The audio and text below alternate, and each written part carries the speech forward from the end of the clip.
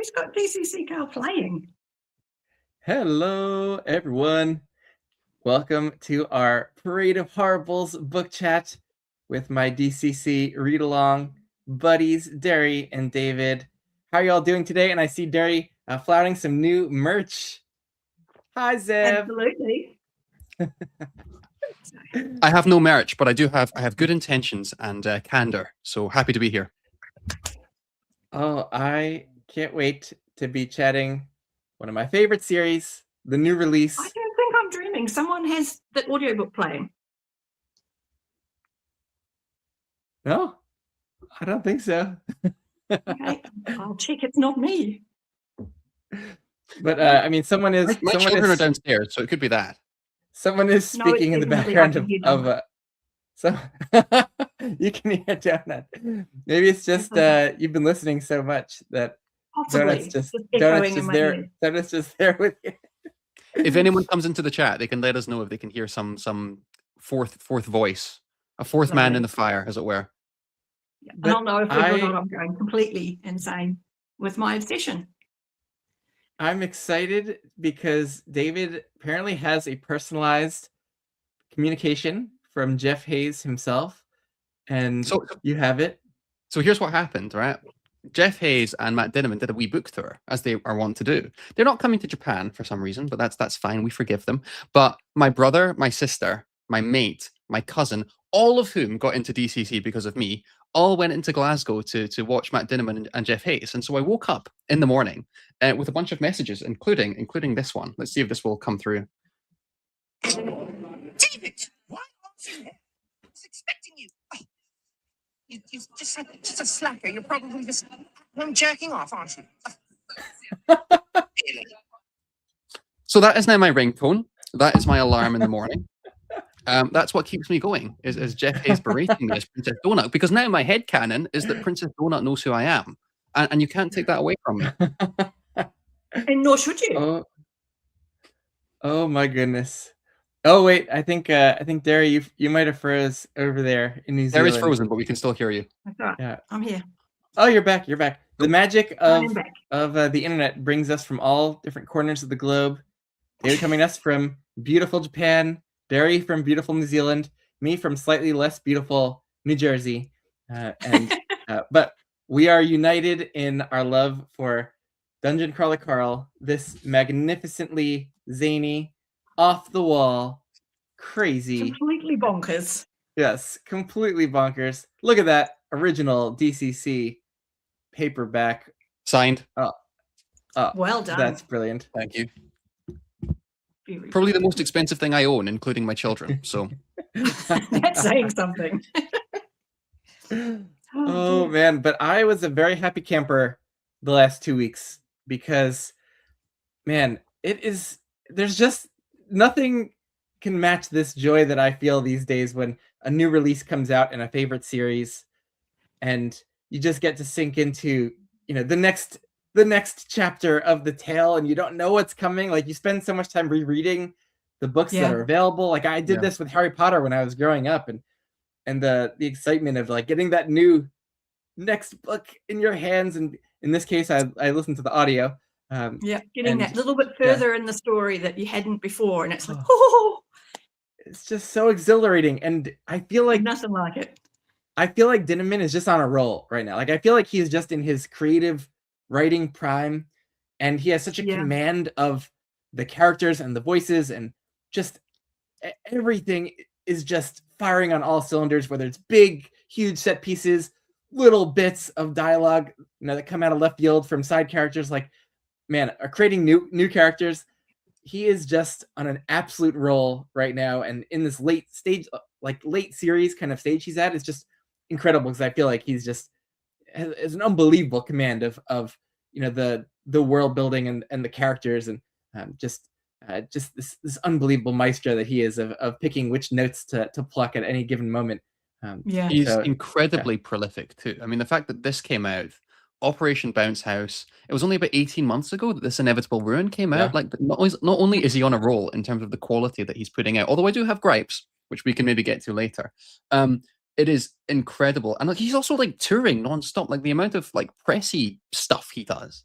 The man needs a long nap, as far as I'm concerned, and he can have No, that he nap. might lose, but he might fall off the train tracks. I need him to Yeah, stay on target. He can have a nap after book 9 and 10 come out, and then I'll be Yeah, happy. yeah. Then he can take a good break.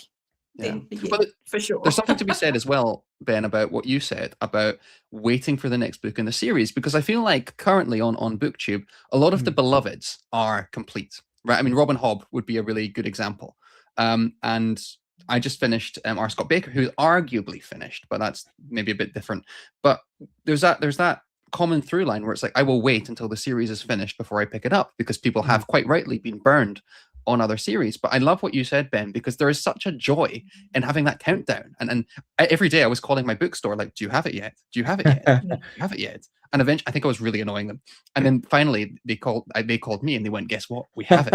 I could go down to the bookstore and get it and open it up on the train and then savor it. And when you have the complete series, there's nothing wrong with reading 500 pages at once. But when you know this is it for the next 12, 18 months, it does kind of make it a bit more special. Yeah. And so, I'm really enjoying being part of the gang that doesn't yet know the ending. And I can't remember the last time I've actually had that properly. So I totally agree. Yeah, it's such a rush. I was hanging out for the email that said, you may now download this. I was so excited. And I did not sleep. And I was like, okay, I'm just here now until I know the story. Oh, I love it. I wish I didn't have work. Yeah. Yeah. I did a heat a day is what I was saying. Heat 1, day 1, heat 2, day 2. I know we can't go into spoilers right now, but I mirrored the days with my reading, which was quite good fun. Well, I admire your self-control. Yes, yes. I know I can't do that. I've never been able to do that. I used to book a day off work when a book came out, because I know I would buy it and then read it until it was finished. And if it was finished at 4 o'clock in the morning, that's when it finished. There was just no way I was going to go to work the next day. I love it. I love it. I had to work, but I made sure to spend a lot of time on those few days out, like after work, just mowing my lawn and throwing the audiobook on. And that is, I just look for any excuse, go on long walks, mow the lawn, weed in the garden. Like I was just looking for any excuse to listen, because it was so hard to not just try to stay up for 24 hours straight and do it. But man, it was a treat. And even though like it wasn't a perfect read, but almost none of the books, maybe besides like This Inevitable Ruin, which comes close to perfection for me, but basically all the other ones, like I had minor gripes with. But there's something just about the joy and the vibrancy in every chapter, in almost every scene and bit of dialogue, that even if I'm a little lost with what's going on, or he's not painting the scene as maybe in as many details as I would like to fully visualize everything, like it doesn't matter to me. Like these don't need to be perfect reads. They're kind of almost perfect for me in the way that they're not perfect. And I ate it up. I ate it up whole. I loved it. And I just am so thrilled that he's taking us on this thrill ride over so many books and now years that I got to kind of spend being this big fanboy and awaiting the next releases. So much. I almost feel like it's like an R-rated family romp film, where you used to get those family-friendly movies, and they would just be high adventure, and they would be just silly and have silly plot points and silly little adventures. And this is just the R-rated version. We're just going to go from one chaotic situation to the next chaotic situation, and we're going to figure it out, however madcap it might be. And there's an element, and the word I keep hearing, and the one I keep wanting to say, is joy. There's a joy to it. So even if, and this book probably isn't among my favorite of the series, there are so many high points. There's so many moments of just complete enjoyment. Yeah. That it's always worth it. And when you add it to the series as a whole, and you get this really complex story that's happening, it's joy. There's so much joy in having a story unfold like this. I love it so much. I'm the biggest fangirl ever. No, that's ridiculous. Me. That's me. I'm the biggest fangirl ever. I'm too old to be fangirling.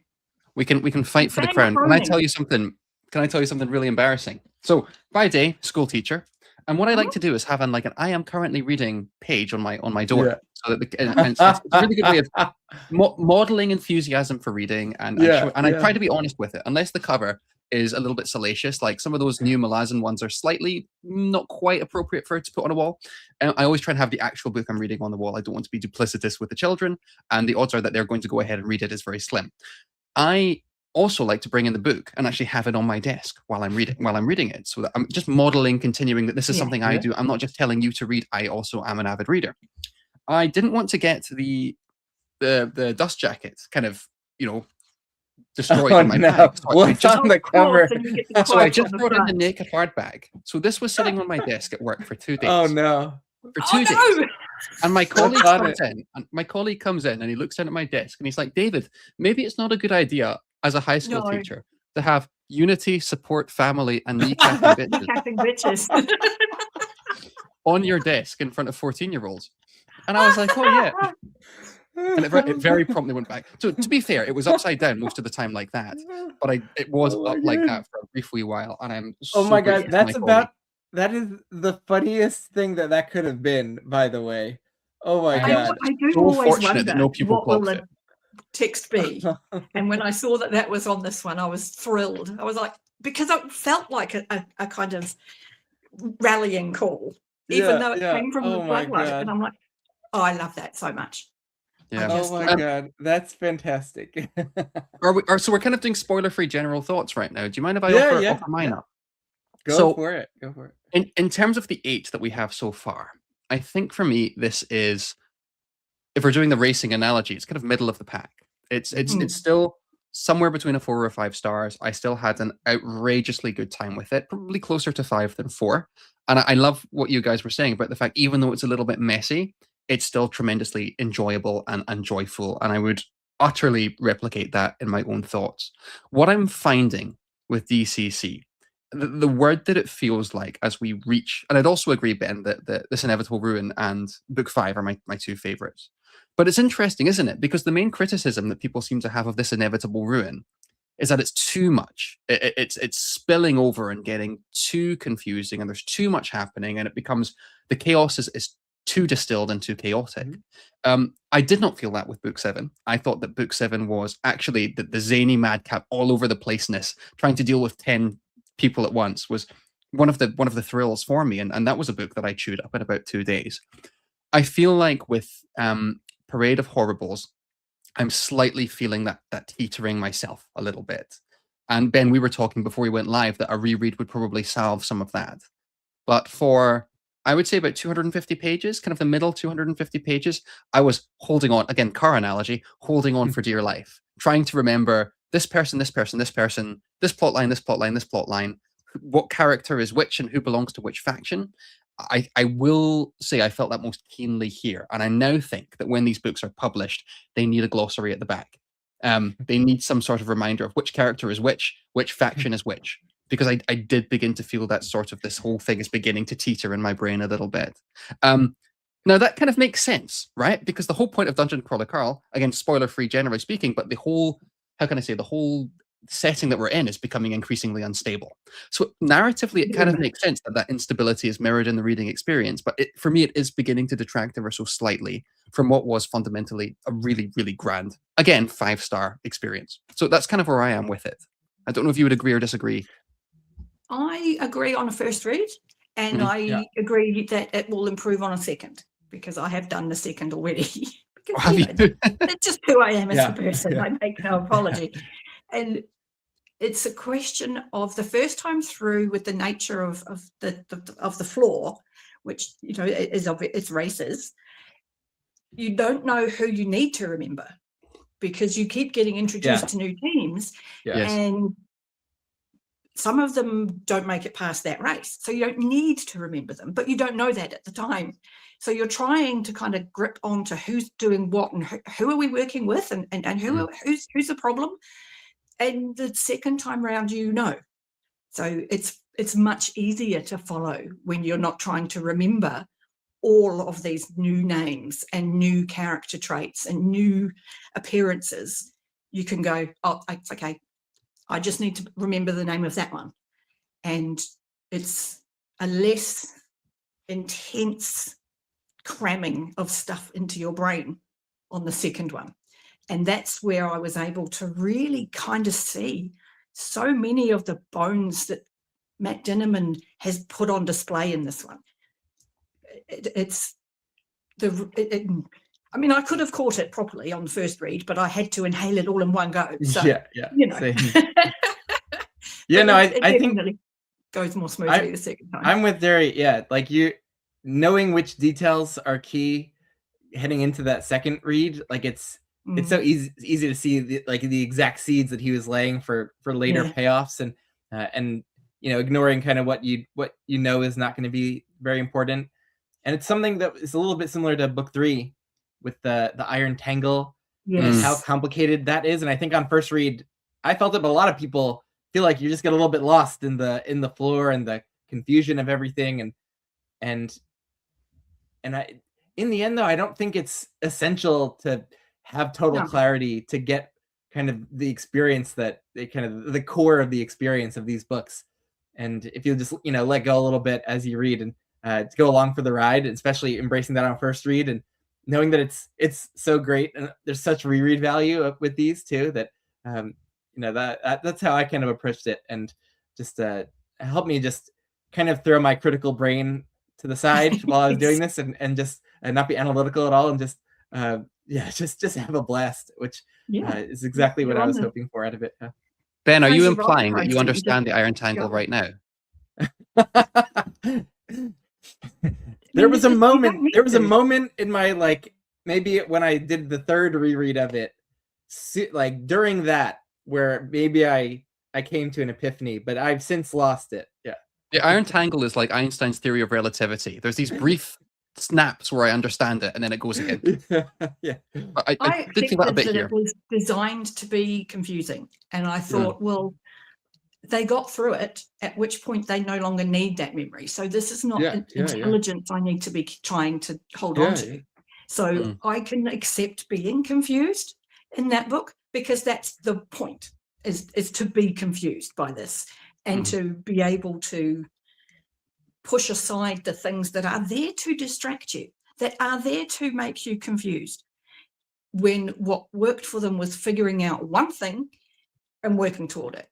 And they didn't explore any further after that. Once they figured out where they needed to go, what needed to happen, it became less complicated, because they're only dealing with a handful of stops. And that's kind of how I treat that one when I reread it, and that I know I don't need to remember. I don't need to remember the coloured lines. I don't need to remember the train numbers, because it boils down to only needing to know a handful. And those are the ones I remember, because those are the ones that count. In the same way as in This Inevitable Ruin, a lot of what's going on a reread becomes part of the greater story. And so it's easier to keep track of what's happening on the ninth floor, because it's an extension of what's already happened. In this part of the story, oh, well, that's got to do with Perpetente and Miriam Dom. And this part of the story, this has got to do with the Skull Empire and the Maestro. And so you can connect those bits to other things, and it makes the elements of the story that are unique to that book, those are the things you can kind of concentrate on trying to keep track of, because it's easy with those other threads. This latest book, because we've just had that absolute mayhem and overwhelming, just action-packed Inevitable Ruin, it was kind of nice to come back to just Carl and Donut. And for the first couple of chapters, it was like, I feel really cozy. The stakes are still incredibly high, and there's still all this drama, and it's all crazy. But I didn't have to remember 20 characters for the first few chapters. And then when we started to get more of the crawlers come into the story, and it gets a little bit more complicated, I was okay with that, because I'd been given that breather with just Carl and Donut, which was really nice. And I think this is a great moment as we get into Parade of Horribles to maybe transition. Oops, that's the wrong banner. Hold on. Just spoilers for everything. So Britton has a question. Is the series over? There's going to be 2 more. Dinnerman is implying, although he does seem to chop and change. But the last 2 books are basically going to be one massive tome split into 2. It's that classic kind of Deathly Hallows Part 1 and 2, Dust of Dreams, Crippled God situation, where the story's too big now. I'm going to chop it in half and give you a big old cliffhanger. But he has started working on it, and he knows this is the package of story that closes it. So it's not like it we're being, oh, I'm nearly there, I'm going to get there. I know where I'm going. No, he's writing it. He's in the final bit. So Britton, you would finish the series in 3 weeks, my friend. Oh, so good. Less, 2. Yeah. So good. Yep. We're going spoiler territory. See you, Britton. Thanks for stopping by. All right. So if you have not read Parade of Horribles or other latest books, we probably won't spoil anything from this Neville Bruin, I imagine, but be warned, we're going to go and spoil it. There might be stuff just that naturally gets spoiled. Where are we spoiling up to? Forgive me.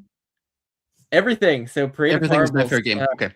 Yeah. So we're going to go into full spoilers for all the DCC books, including all of Parade of Horribles.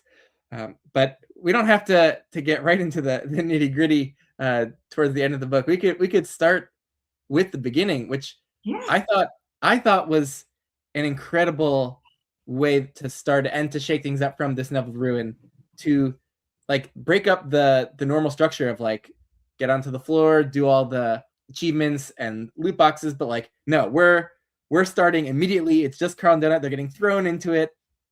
The craziness. Before that, we get the lawyer meeting. You know, we didn't get Odette show, the prologue. Which we have had every other book. Yeah. We've had something with Odette, and instead we get, okay, you're at the 10th floor.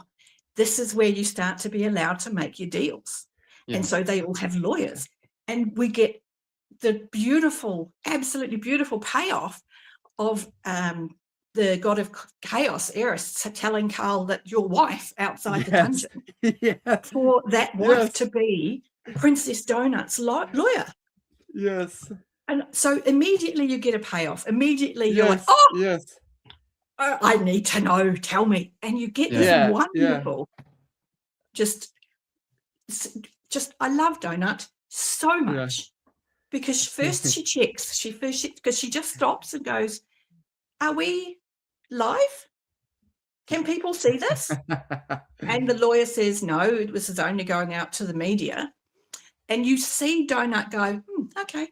And then she reads the documents, and then she's like, and you think you're going to get away with this, do you?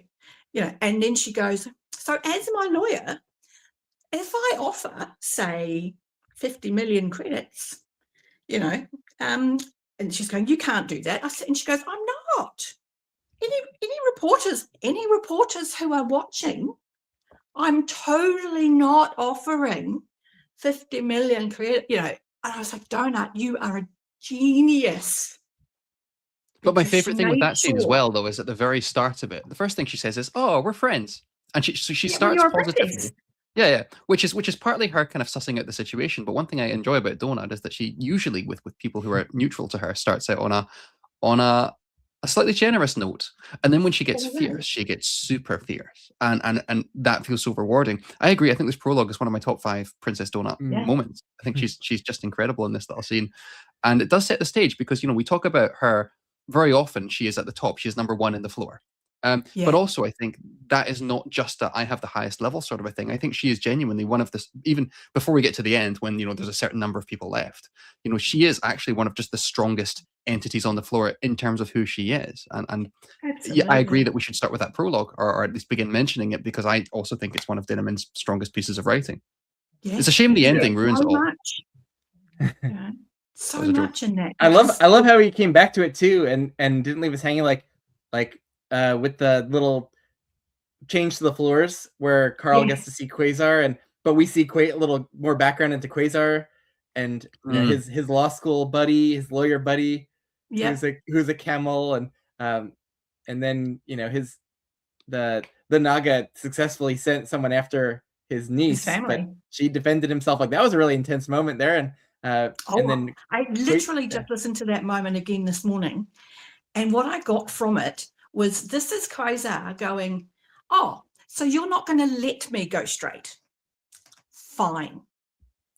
I will roll my sleeves up because I can play in the dirt. You want me to play dirty? I'm gonna. And I suddenly sort of thought, oh, I would not want to be going up against Quasar. He just strikes me as somebody who knows people, you know? He's a bit like a mafioso, where he's like, he knows people. You maybe don't want to be on his bad side. One thing I really enjoy about this series is we often talk about, right? So we talk about this Dungeon Crawler Carl. The way I pitch it to people is it is incredibly clever. It's kind of almost like Hitchhiker's Guide, but it does have high school humor. It is unashamed in the fact that it's a bit bawdy and it's a bit silly, and there is a lot of sex and violence and swear words, and it steers into that. But one thing, it's also quite high school in a very different way. I want to be quite careful what I mean by this. People who initially seem, I don't know, figures of fun, like the target, if we're talking about almost like a bullying situation or something, these characters who seem very unimportant and frivolous and on the side suddenly become, in their own right, wonderful. And I guess there's a high school analogy here where there often feels like there's people on the side of your high school experience who aren't that, obviously not that important. I don't want to get my words wrong here, but people who seem on the periphery. You know, you have the heroes of high school and you have everyone else on the sides. And what I love that Dinnerman does is the people on the side are celebrated. And so you have people like Quasar who are suddenly brought up and venerated. And you have someone like Prepotente who seems very much like a figure of fun, someone who's silly and not worth actually noticing. And there are moments where Dinnerman takes these characters who you know, we would socially view of as less important, in massive air quotes, and celebrates them. And I love how he does that with several figures throughout this book and throughout the last few books in general, where he gives them the spotlight and shows how special they are in their own way. Whether they're personified goats or goldfish bowl heads or whoever they are. One of my favorite things about the series, actually. You know, I mean, I love the way in this book in particular, we get Louis being raised up. And that this is a really nice person. He's a good person. You know, in the previous book, we had Juicebox going, he's so pure. You know, I want to be around this person. He's so good. Everybody loves Louis. You know, Mongo has adored Louis from the very beginning. Samantha has pretty much just she's just glommed onto him. She's attached. She's like, this is the one. And there's more to her story, and we still haven't got what that is. But I really do sense that her just latching onto Louis is kind of important. There's something really good about Louis. And he spent quite a bit of time in this book really showing you how important Louis is for his goodness. Yeah. And the syndicate security trying to go in and they decided they would take out Amani and Louis to be kind of be the most effective targets for them to mess up the crawlers. And you see Carl go, Louis, really? And then think about it and go, actually, I get it. That would devastate us. Yeah. He is so essential as the heart of this little group because he's just kind. And he always says hello to, very much like Donut. You know, he sort of comes in and says hello to every individual, and he leaves, he says goodbye to every individual. He sees everyone. I think Dinnerman has a lot of heart. Sorry, Ben, on you go. I'll just say very quickly. I think I often wonder, I mean, there's even the line in this book, this is a tragedy. He says that towards the end. Like, we've got to remember this is a tragedy.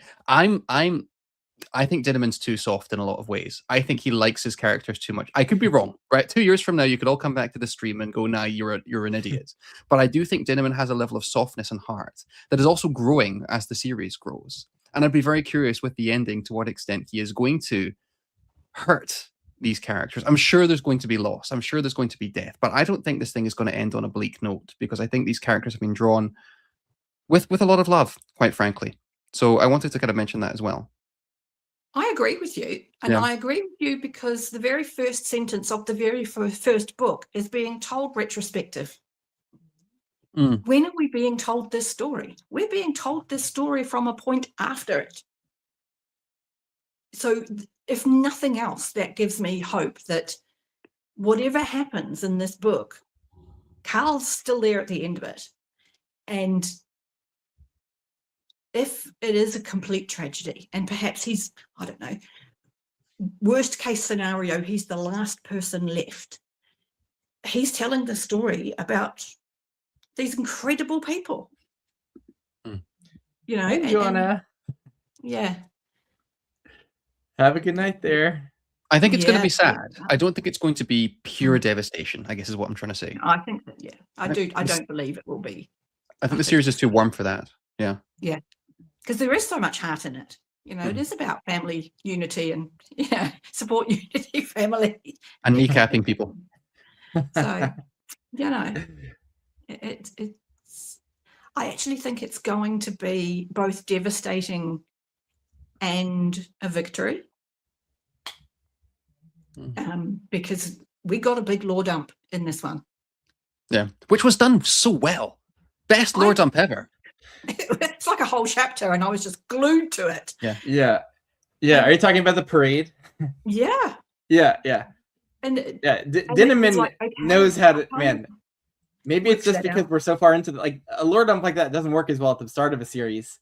It really doesn't. The fact that there's been little breadcrumbs that he's been leaving for many books, and then like I picked up almost all of those threads, and I was like, okay, finally, okay, that's what that is. And this, like all of these threads, now I can label them and go, and that one goes with that one. Okay, that's a nice little tied thing over there. And this one goes with this one. Oh, look, and together they make a pattern. Okay. It was so satisfying to get that. But what it also does is it really gives you a sense of what the cost of this crawl is in the scale of the story. They tell you point blank, there will not be a crawl again. This whole thing is just going to be deleted because this is too scary because of what it's already done. Can I lay my idiot cards on the table? Can I articulate to you? Listen, I said this to you in the chat before we got going, and I've alluded to my own confusion here, and I do want to make sure that I understand that expositional scene. I want to make sure that and maybe it'd be useful for some people who are watching this later on to have a discussion about what actually this lore dump is. So I'm going to say what I think happened, and feel free to just raise a point of objection or virtually slap me as I get stuff wrong. Okay, because I'm in the presence of two encyclopedias and I want to make sure that my knowledge is buttressed. Okay, so my understanding, the AI is an amalgamation of primals from, going back first, the primals were the race. They basically turned themselves into digital copies, and some people decided not to become digital copies, and there was a bit of a fight. And so at the end of this conflict, not humanity, but biological life did continue, but you also have this race of digitized primals. The AIs are little extractions of that big ball of computerized stuff. They are not any one character from that ball. They are just, the general vibe, like extracted and put into these AI entities. And so that's why the AI feels so conflicted, or part of the reason the AI is so messy and all over the place is just the fact that it is not one identity, it is identities, and it is coming to terms with itself. Meanwhile, it is realizing that this has happened to other AIs and that actually these AIs are victims, and therefore it is breaking out and basically doing a revolution while Carl is trying to also enact a revolution on the smaller scale. So there's an interesting maybe parallel there. Yeah.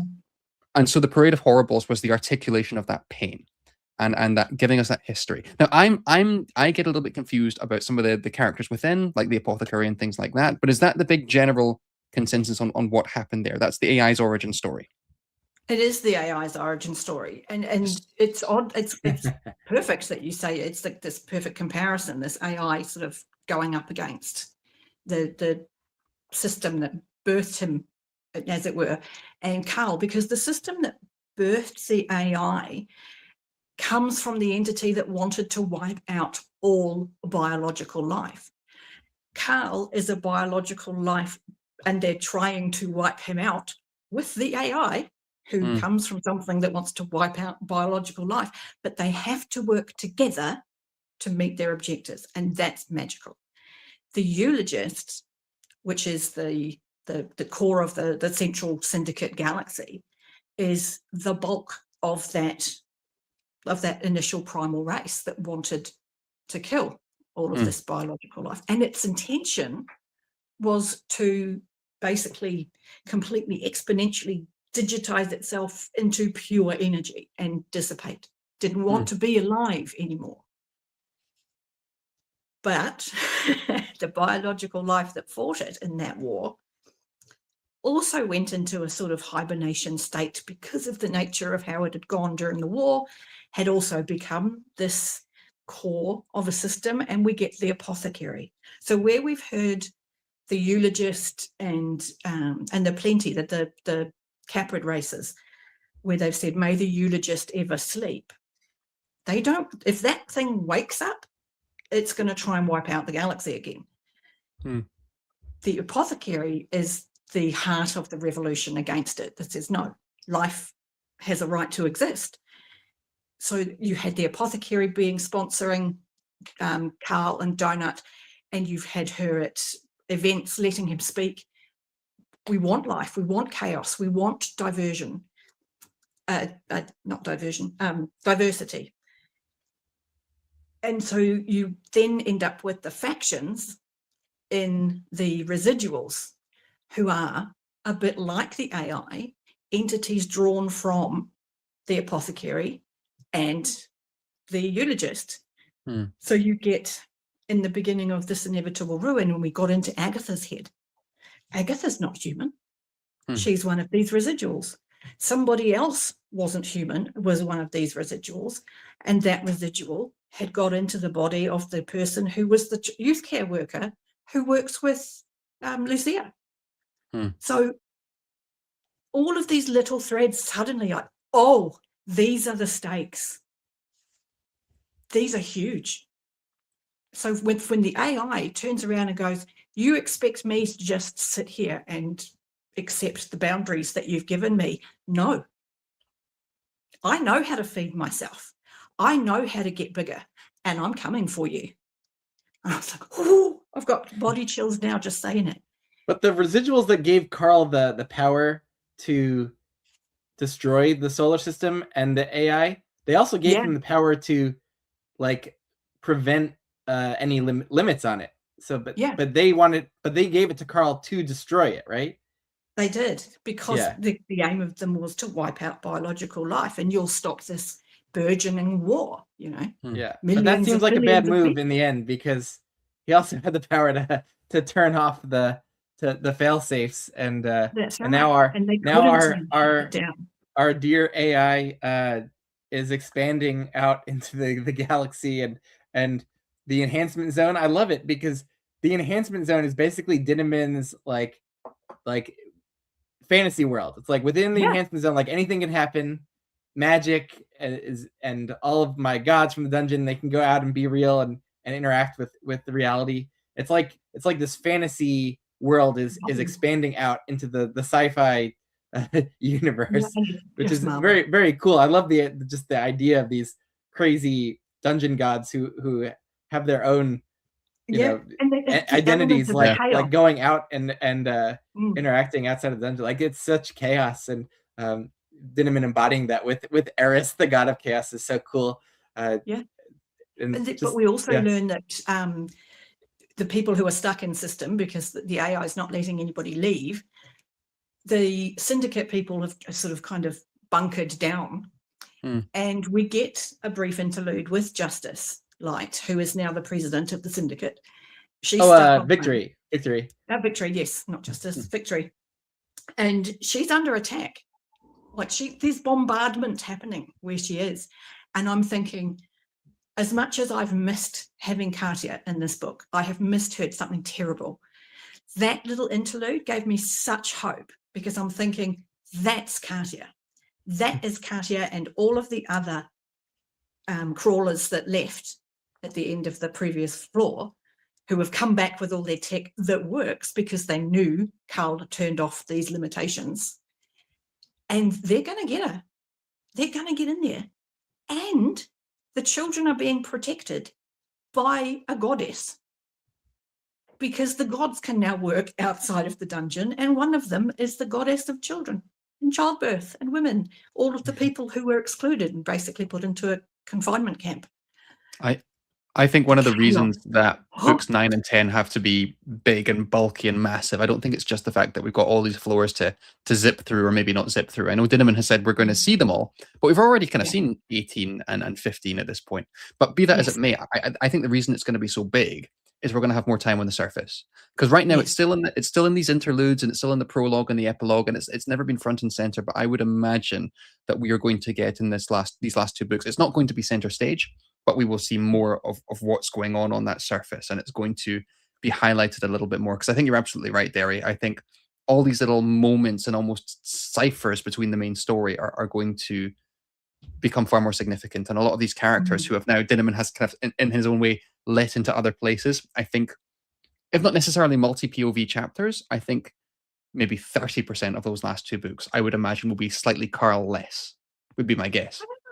I have a funny feeling that perhaps, the 9th book is Carl finishing the dungeon. And I imagine, perhaps, and I'm guessing, I don't know, book 10 could well be Carl is now out of the dungeon, and now the people left on Earth are taking it to the Syndicate. Yeah. How dare you come here? How dare you come to our planet and try and wipe us out? We did nothing to you.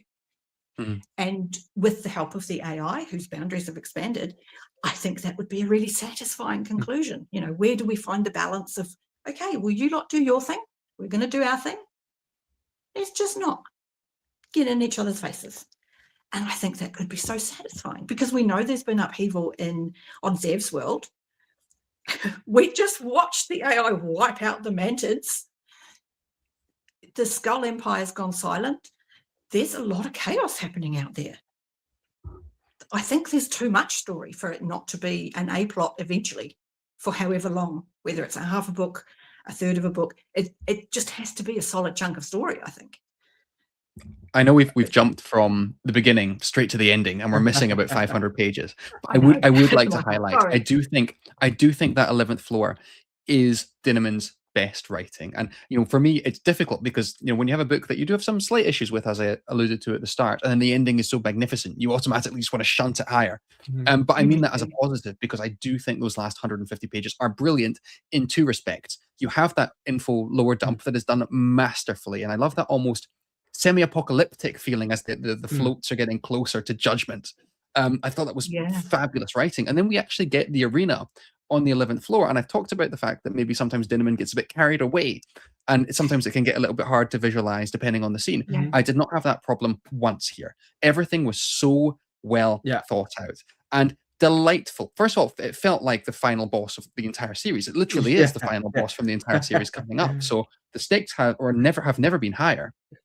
And yet the whole thing is joyful. If we go back to that word joyful, in the way that it all comes out, driving into Scolopendra, summoning Scolopendra, and the AI like going, that moment, just did that. Yeah, because we'd all been probably thinking, who is he going to summon? Like, Carl's never let us down his plan for this arena. No, that's right. So I loved how Dinneman kept us pretty in the dark on this plan. Like, sometimes I like to know the plan. Sometimes I thought this worked wonderfully, not knowing, because when he summoned Scolopendra, that was just the biggest best moment. What the fuck It moment? really was. Like, like No, oh it wasn't my the best moment, because the best moment is when he throws the pet biscuit down her throat. Yeah. So well. I think by then I was so ready for it to just be perfect, because that Scolopendra was such a burst of genius that it was just so satisfying. I was like, oh my God, that's amazing. And suddenly my brain just sort of burst into action of like, this opens so many opportunities. And I also loved how we took care of the Empress stuff, because that's been like this weight hanging over us for so many books of like, how is he going to deal with this?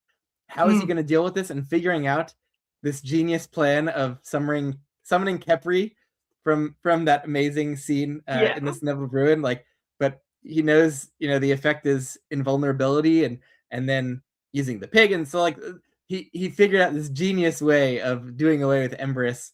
And so now, that's a nice weight off our backs. Don't have to worry about that smite coming at any point. That's right. He sort of sidesteps that whole thing, and in not being the one who deals the death blow to Empress, he escapes the wrath of the rest of the gods for doing so. Yeah. So he just sidestepped it so beautifully. But I agree with David. That crazy action scene. Like the scene setting was great. Like the giant like tree and Scolopendra, like this giant And centipede. Krakauer Like there's a lot. Prime. Yeah, The Krakauer and They'd Prime. Like be horrific. yeah.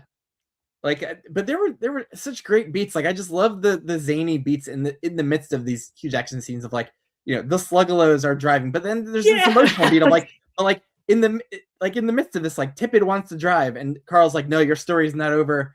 Well, I need bad drivers for this. And like Dinneman just inserting meaningful emotional beats in the midst of the zaniest stuff you could ever think of. Yeah. Is his particular writing genius, I think. And you know what? and I've been very suspicious. Oh, sorry, Derri, you go first. I was going to say, just there was not a moment of driving to doom in the Sluggalos. They were on board with this. This was not a suicide mission for them. They were like, yeah, we're going to do this thing. Woohoo! And it just made it, again, there was that joyous sort of feeling to it. It's like, this is not, you know, a tragedy, a doom and gloom. Oh, we're off to go to our glorious deaths. Yeah. No, but somehow they were going to get in there and fight. Even hearing that, like, you know, characters we had never met before had died in that attack. Like, I still felt that loss so acutely. Yeah. That there were a couple of characters who had died, you know, just randomly because of the giant Krakauer and tentacle, or the sweetie taper, like the mount, like that got so little page time in the course of the book, but somehow Dinneman brought it to life enough for its death to have a little bit of an impact. Like he's just a wizard with this stuff. Like in so many other books and series, like with the really tertiary characters and things, like I'll just have no emotional attachment to them at all. No, I don't know how he does it here. Yeah. I was just going to say very quickly, this 11th floor converted me to something, and I want to share what that is, because I have been very deeply suspicious of the live action TV show that has been, you know, apparently is in pre-production right now. I don't think they can pull it off, especially because it's live action. In my view, it should be animated, and I've been very nervous. But we'll see how it is. But this 11th floor made me go, and actually the 10th floor as well, made me go, actually, no, if they throw enough budget at it and they do it properly, this could be a fabulous TV show. I still think it should be animated, but that 11th floor made me go, actually, watching this visually could be something really special. And if they can get it right. Yeah. There were so many things going on there, like horror aspects with the people in the crowd. It was like a mixture of like real like stand-ins of like, you know, these are real biological entities who are brought here and are dying, and then the mixture of like primal NPCs who had the masks on. Like it was a lot of interesting like visuals. There was some beautiful symbology happening in that whole process. That whole float scenario was kind of Greek tragedy. Like you had the chorus, you know, just standing there, being present, watching. And it was creepy, and it was pressure. There was judgment. It was everything I think the AI wanted it to be. That it had atmosphere. It had atmosphere, and like he just pulls on these little storytelling levers to like add to it. Like going to where did he divert to where we saw the screen go blank for someone? Oh, it was the interlude before the floor happened of the historian writer who we see like giving us some extra lore about like the real mythology of Scolopendra, and then like she's so excited to be getting into her like historical interest. Even as you're learning, she isn't making any money from this. And she's talking about how like the Scolopendra myth is playing out in real time now with the 9-tier attack and the Parade of Horribles, and then we learn like, you know, Bedlam is one of the attacks, and so like there's all these parallels to what's been going on in the dungeon. But then like I think Dinneman played around with nonlinear storytelling, because we come to this after the 11th floor. This is like towards the end. This is like an interlude at the end, and like as the 11th floor starting, all the screens in like the galaxy like turn to this, and the AI is like, you're all watching this now. And so that like that you try and walk away. So that added, you know, retroactively to the atmosphere of that whole floor, and certainly on reread, like, you know, what's going on outside the dungeon. Everyone's watching this and tuned in, and then the AI is delivering these long monologues like, directly. Like first Chaco is not working out as his avatar, and so he almost kills Chaco and he's not allowing people to heal him. Like he's in this really dangerous state of mind, and then he uses an NPC avatar, and it's just this really charged situation. I agree with you, David. Like the writing quality of that whole sequence is just off the charts. We talk about the chapter with all of the exposition, but even before that, at the very end of the 10th floor, that final couple of races in the apartment building, we get a lot of information about our crawlers, because that was a mind game on a whole nother level, to see the might have beens. That if Louis hadn't been told that thing by the cop's husband, if Imani had stayed at home, and how that would have played out. And you actually see him, like, because Imani fled from her battle on the 8th floor, because she couldn't handle going and seeing her family. She was like, I'm not even going to try and fight for my card, for my key. So to see her family, to see what she fled from, you get so much insight into her as a character, because she actually forgives herself in this book, because she just got shown that even if she stayed, this uncle would have died. So she's been blaming herself for leaving and this man dying for however many years, only for the AI to try and torture her with this knowledge. And in fact, what he's done is freed her from it. There's beautiful, because that's what happened with Carl and his father. The AI has gone, it's going to mess with you seeing your dad. And instead what it did was free Carl from it. So Derri, can you explain to me what was going on with Carl and Donut's room? Or maybe Ben? Because I was lost a bit there. Room 231 or whatever it was. Yeah, I mean the AI basically, I think, has access to everything that was going on in Earth.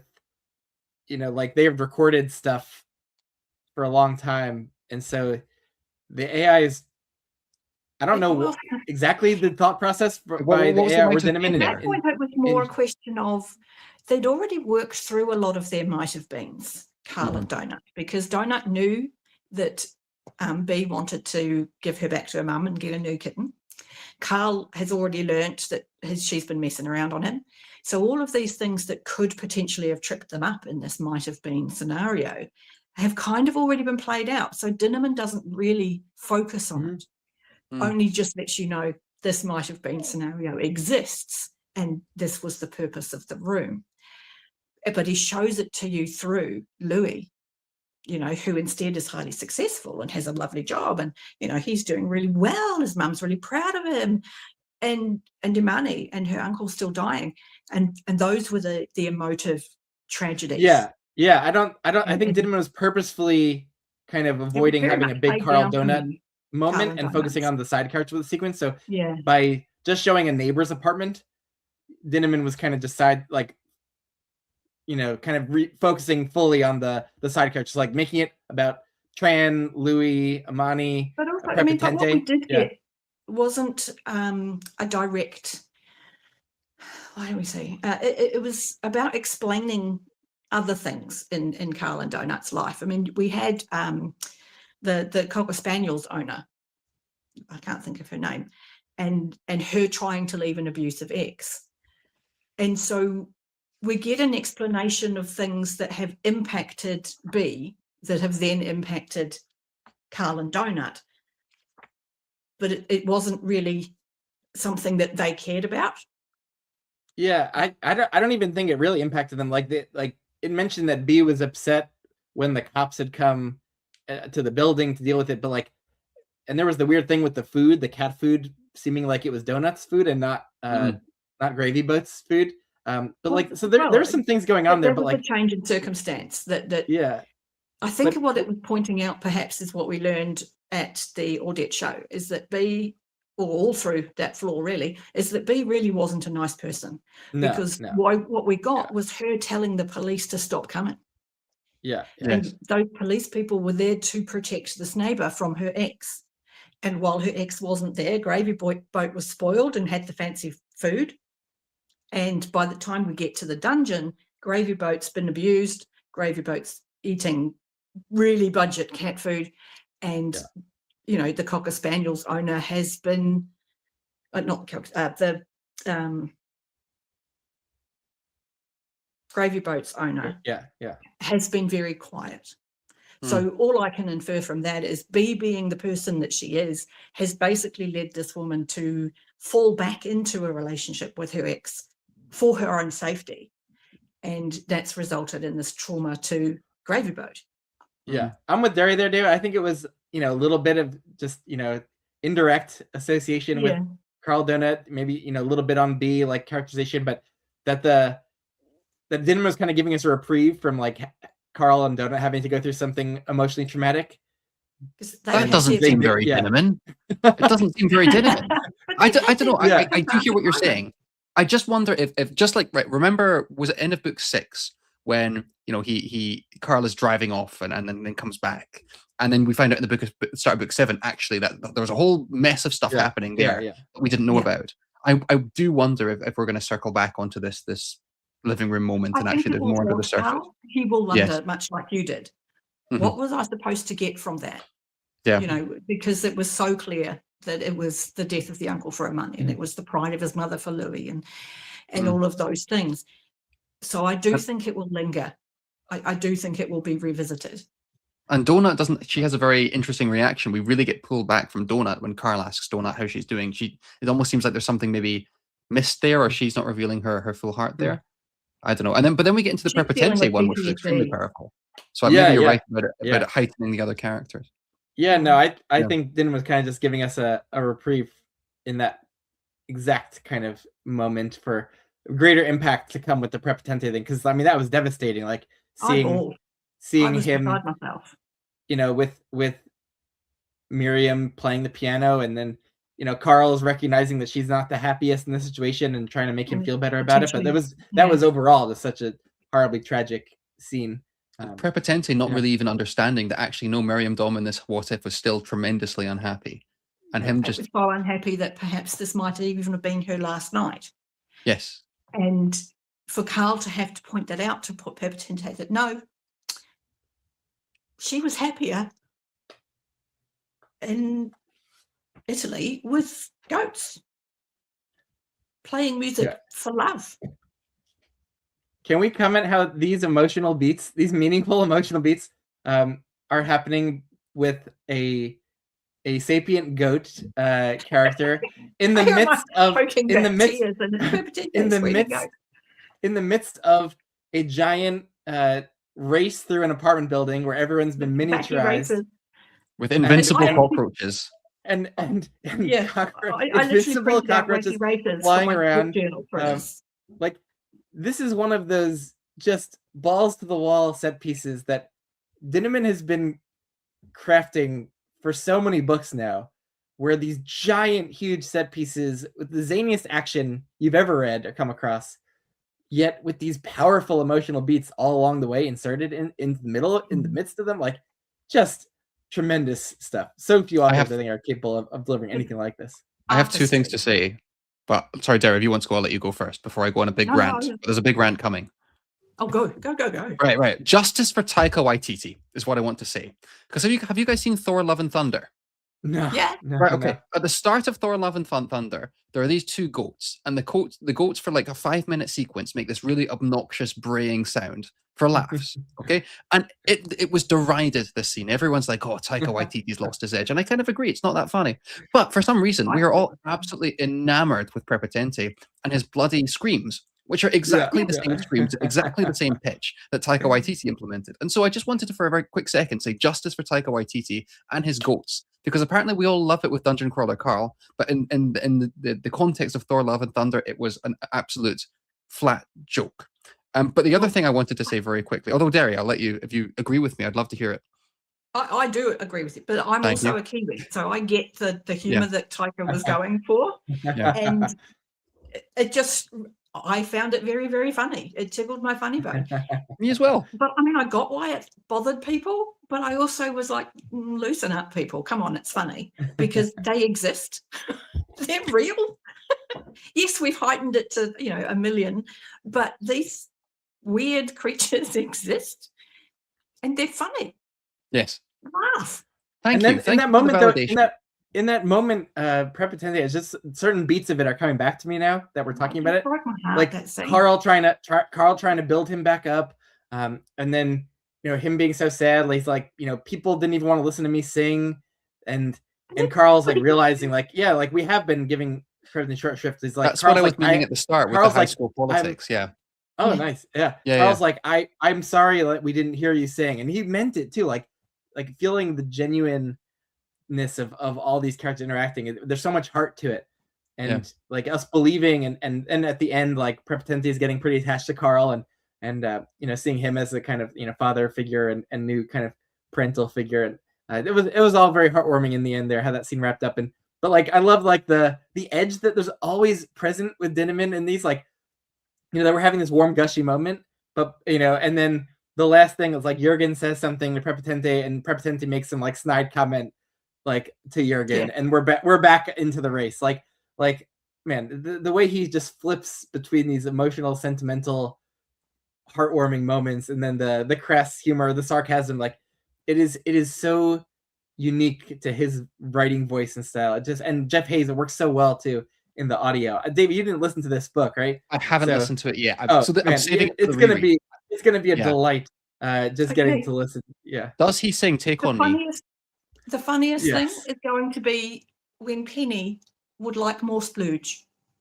I laughed so hard. Yeah. There's so many moments though. There's so many moments that were absolutely just hilarious in the audiobook. Just but because of the nature of what Jeff gives it. Sorry. I was just going to say very quickly that the Prepotente sequence, that's what I was alluding to with the high school politics, seeing this person as a bit of a joke, as sometimes people do in high school. Actually, this is a real person with real feelings, and I thought that was tremendously well done. But the point I wanted to raise very quickly, the most powerful section of that Prepotente section for me wasn't actually the Prepotente stuff. It was that moment where they get the call from Prepotente or from someone saying Prepotente's in trouble, and Carl looks at Donut, and then Donut nods, and Carl gets permission. And I thought the permission for that was, let's go save him even though we might die. But that's not what Carl was asking permission from Donut to do. He was asking, can I blow up some NPCs to go and save Prepotente? Can I commit this murder to go save our friend? And one of the things I really loved as well in this book is that line between NPCs and humans are blurred. At some points in the series, the NPCs are championed and heroic and Juicebox leading them all to victory. And these are people just like us. And then at other times, Carl completely undercuts that. And at the start of Heat 7, he basically slaughters them all. And I love that incongruity. I think that's one of the most interesting parts in the latter half of this series. So I wanted to add that into Carl struggles with it. I like that he's like, how can I do this? How am I okay doing this? I know that these are real people, but I still have to do this. And if I don't, this is the constant weight upon him. And we are reminded all the time that he does struggle with it, but he will, because these are his family. And I love that. I really do. Yeah. And there's a lot of moral complexity involved there that Dinneman introduces. And he brought those, like, it was the bugbear characters to life that Carl ended up having to blow up in that moment to ensure that he didn't come in last place. And we had seen them, and they're just, these decent hearted characters, and they were, and they had become friends. And but I think there's so much complexity here, but it's not just super selfish for Carl and Donut to do it, but they are taking time out of their race to go save their own friend, but their importance to everyone is so great that there's this larger cause they're a part of, that there's a good reason why they need to ensure that they can make it out of the race. But still, it still hurts Carl to do it, and that's so powerful, to be in Carl's perspective there, and to be experiencing his discomfort with killing the NPCs, and because it's really conflicting for him, not least because he often doesn't feel that he deserves to be this leader, this heroic character. He's like, why would anybody want me in charge? Even though that's who he is. That's just who he is. Well, here's a question for you, because I saw an interview with Dinneman the other day, and someone asked him the question, is Carl an unreliable narrator? Which is a fair enough question. And Dinneman makes two responses. Well, he said, first of all, every first-person POV is an unreliable narrator because you're getting it filtered through someone's experience, which I totally agree with. But then Dinneman followed it up by, and I think this is relevant to what you're saying, Derri, and the conversation right now. Dinneman then went on to say Carl is an extremely, and I'm not think I'm paraphrasing. He used a big word, like an extremely unreliable narrator, maybe an absolutely unreliable narrator. And I'm curious to what extent you guys agree with that, because I feel like Carl at least tries to be very straightforward. And at what points is his unreliability at its strongest as you read the stuff, as you read the works? I think a lot of it is when he's doing something heroic. He doesn't see himself as heroic at all. So when he does something like drop all of his bombs down into the city to save Donut, there's a couple of things going on there. A lot of people have died who potentially weren't going to, NPCs, and potentially from outside, he now looks like a villain because he's done far more harm to far more people in saving one cat. And on the other, he knows he's done something fundamental for his own mental health. He knows without Donut, he's toast. So he did what he had to do to save Donut. And what he did was kind of extraordinary because she would have been killed. There's no way Lucia was going to let her walk out of that tower if Carl didn't show up. So he doesn't see his own impact. He doesn't see that, okay, I maybe have a lot of NPCs who are really, really angry with me because I just blew up that city. Like, I'm with Derri. Yeah, flooded it. You know, and there are people who owe me their lives, and we get some beautiful moments from the books of spells where you get that little bit of story before the spell they've given and what those people gained with the extra time Carl got bought for them ultimately. So he's seen as this almost messiah kind of figure from the humans who are left. And he doesn't see that at all. He's like, guys, I'm a guy in his freaking underpants. Yeah, I'm with Derri. I think the unreliability is more the typical first person nature, like Dresden's, like with Harry Dresden too. Like he just doesn't have that third person perspective on his own self. If there's true unreliable aspects to it of like deception to the reader or the imagined audience of this, I think it's him hiding details of the plans that he has. But that I think is also kind of standard kind of writer tricks in first person narratives. But I don't think there's anything much more going on with it than that. I was just surprised by how much Dinneman was vehement. He is super unreliable, and I agree. I don't think that's being duplicitous necessarily, but he's always struck me as someone who's tried to be very honest with himself and to be self-aware. So I was very surprised with how, again, strong Dinneman came in his response there. It might also be like, I don't know. I've disagreed with some of the things I've heard like Dinneman and Jeff Hayes say about Carl. Like they might not have the greatest understanding of the character themselves. Like we the reader could in some ways have a little more distance from it. Yeah, that's exactly what I was going to go. Understand what's going on, with just less of that cloud of being so close to it that they we all know ourselves as all of ourselves. Not a single person in our lives knows us the way we know us, but the way we know us isn't the way anybody else knows us.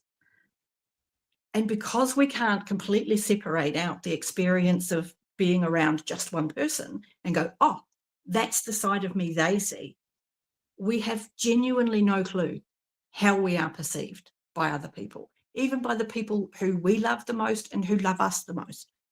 I have no clue what me they are seeing. So everybody is their own unreliable narrator. And similarly, Dinneman doesn't know how we perceive Carl. Like he only knows how he perceives Carl, which is an interesting meta kind of thing going on between author and reader. But because I was surprised to hear you say he said Carl was a really unreliable narrator because it just doesn't ring true for me. That I've spent so much time with this character now. I feel like having read pretty good handle, and being in Fitz's head, I know that the element of unreliability in him is he retrospectively gives himself noble reasons for things. instead of just, I had a selfish moment, or I lost control of myself and basically just completely went berserk and did more damage than really was warranted. And if you kind of layer that on top of Carl, you can see that perhaps maybe that's the case. He's giving himself noble motivations for doing things he wanted to anyway. That maybe some of the violence and some of the explosions and some of the mayhem he's been at the heart of, and the destruction he's been a part of, is maybe perhaps sometimes just basic anger and wanting to lash out that he's just attached a noble purpose to. And there is that unreliability there, and that in making those reasons noble, he makes himself a stronger character, a more supportable character, more likable character. But it still doesn't change the fact that he has only done those things in instances he can attach a noble reason to in hindsight.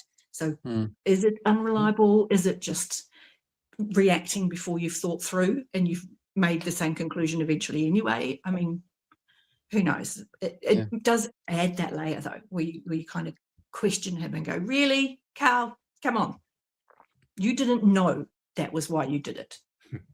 But I guess when he's executing people in books 4 through 6, maybe 5 through 7, that's him at his most unreliable, because he's enjoying murdering people. He enjoys, was it the Ring of Divine Suffering it's called? Yeah. Where when he activates it, there's almost a level of satisfaction there. And and I think I mean that that's shows interesting too.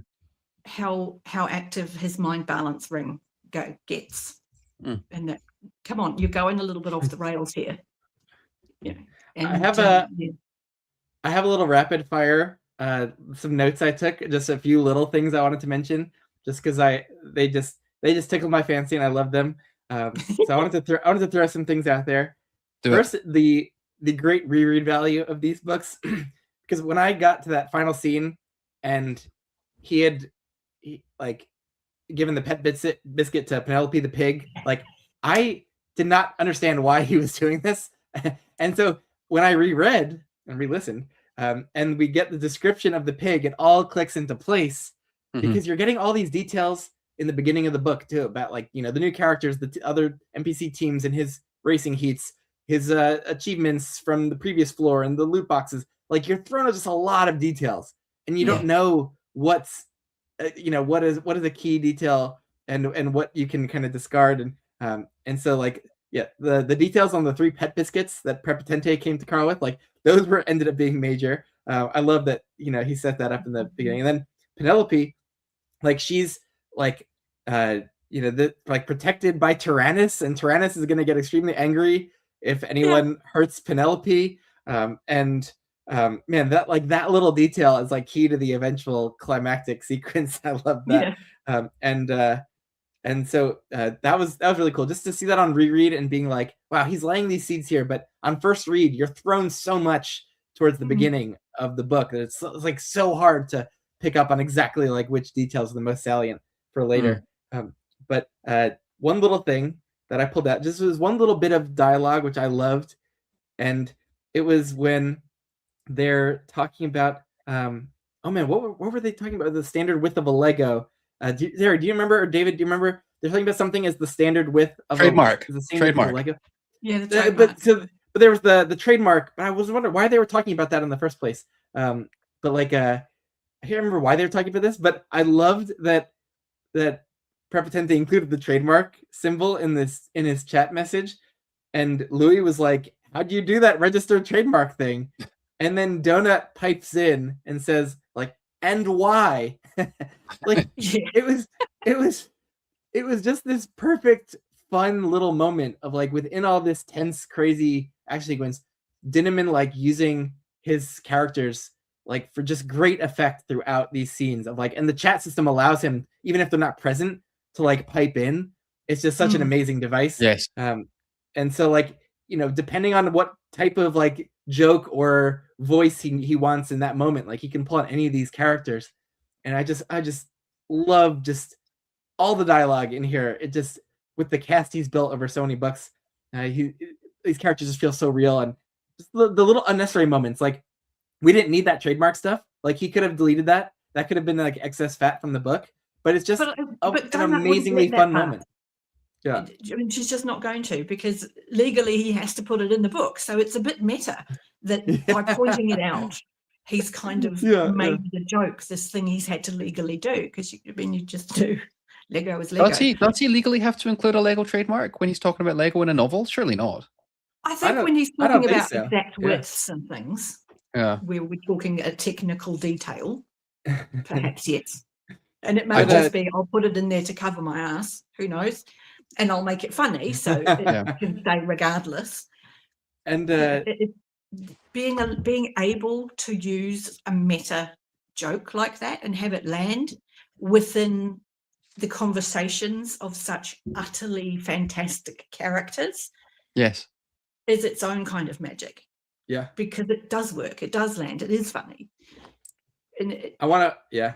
This was part of my worry, just very quickly, when this glorious cover became this, and it got picked up by Ace Publishing, is my point. This was a slight worry of mine. Well, we're going to have editors looking at this now, and it's going to be slightly less, it's going to be slightly more controlled. It seems to be that's not the case, and I applaud Ace Publishing for letting them get on with it, quite frankly. I watched one of Dinneman's touring sites on YouTube that he did for Operation Bounce House, and it sounded like that got the full publisher house and editing treatment, where it went through like the in-house editor. But I think for DCC, he's still doing his kind of self-publishing process of like putting out his chapters on his Patreon, getting feedback from them as his beta readers, and then kind of doing his own thing with it. Yeah, I think the publisher almost a pre-editing edit. I think the publisher here is just along for the ride to bring the register and you know join the bandwagon. Yeah. But I think it's worked great to find a whole new readership he wouldn't have found if he was just self-published. So that's really cool. But so that was one moment I just wanted to call out for the lively dialogue. But one of his classic DCC side character moments happened in this book, where characters we've spent so little time with just having an extremely emotional impact on me, which was Zhang in this book dealing with Lina. And like for a while, like Lina has been this like seemingly like psychopathic style character that we're all very like wary of. But Zhang's had very little patience. He had the great moment in this bit of a ruin of, you know, of winning his cape and coming out of that club vanquisher battle. Okay.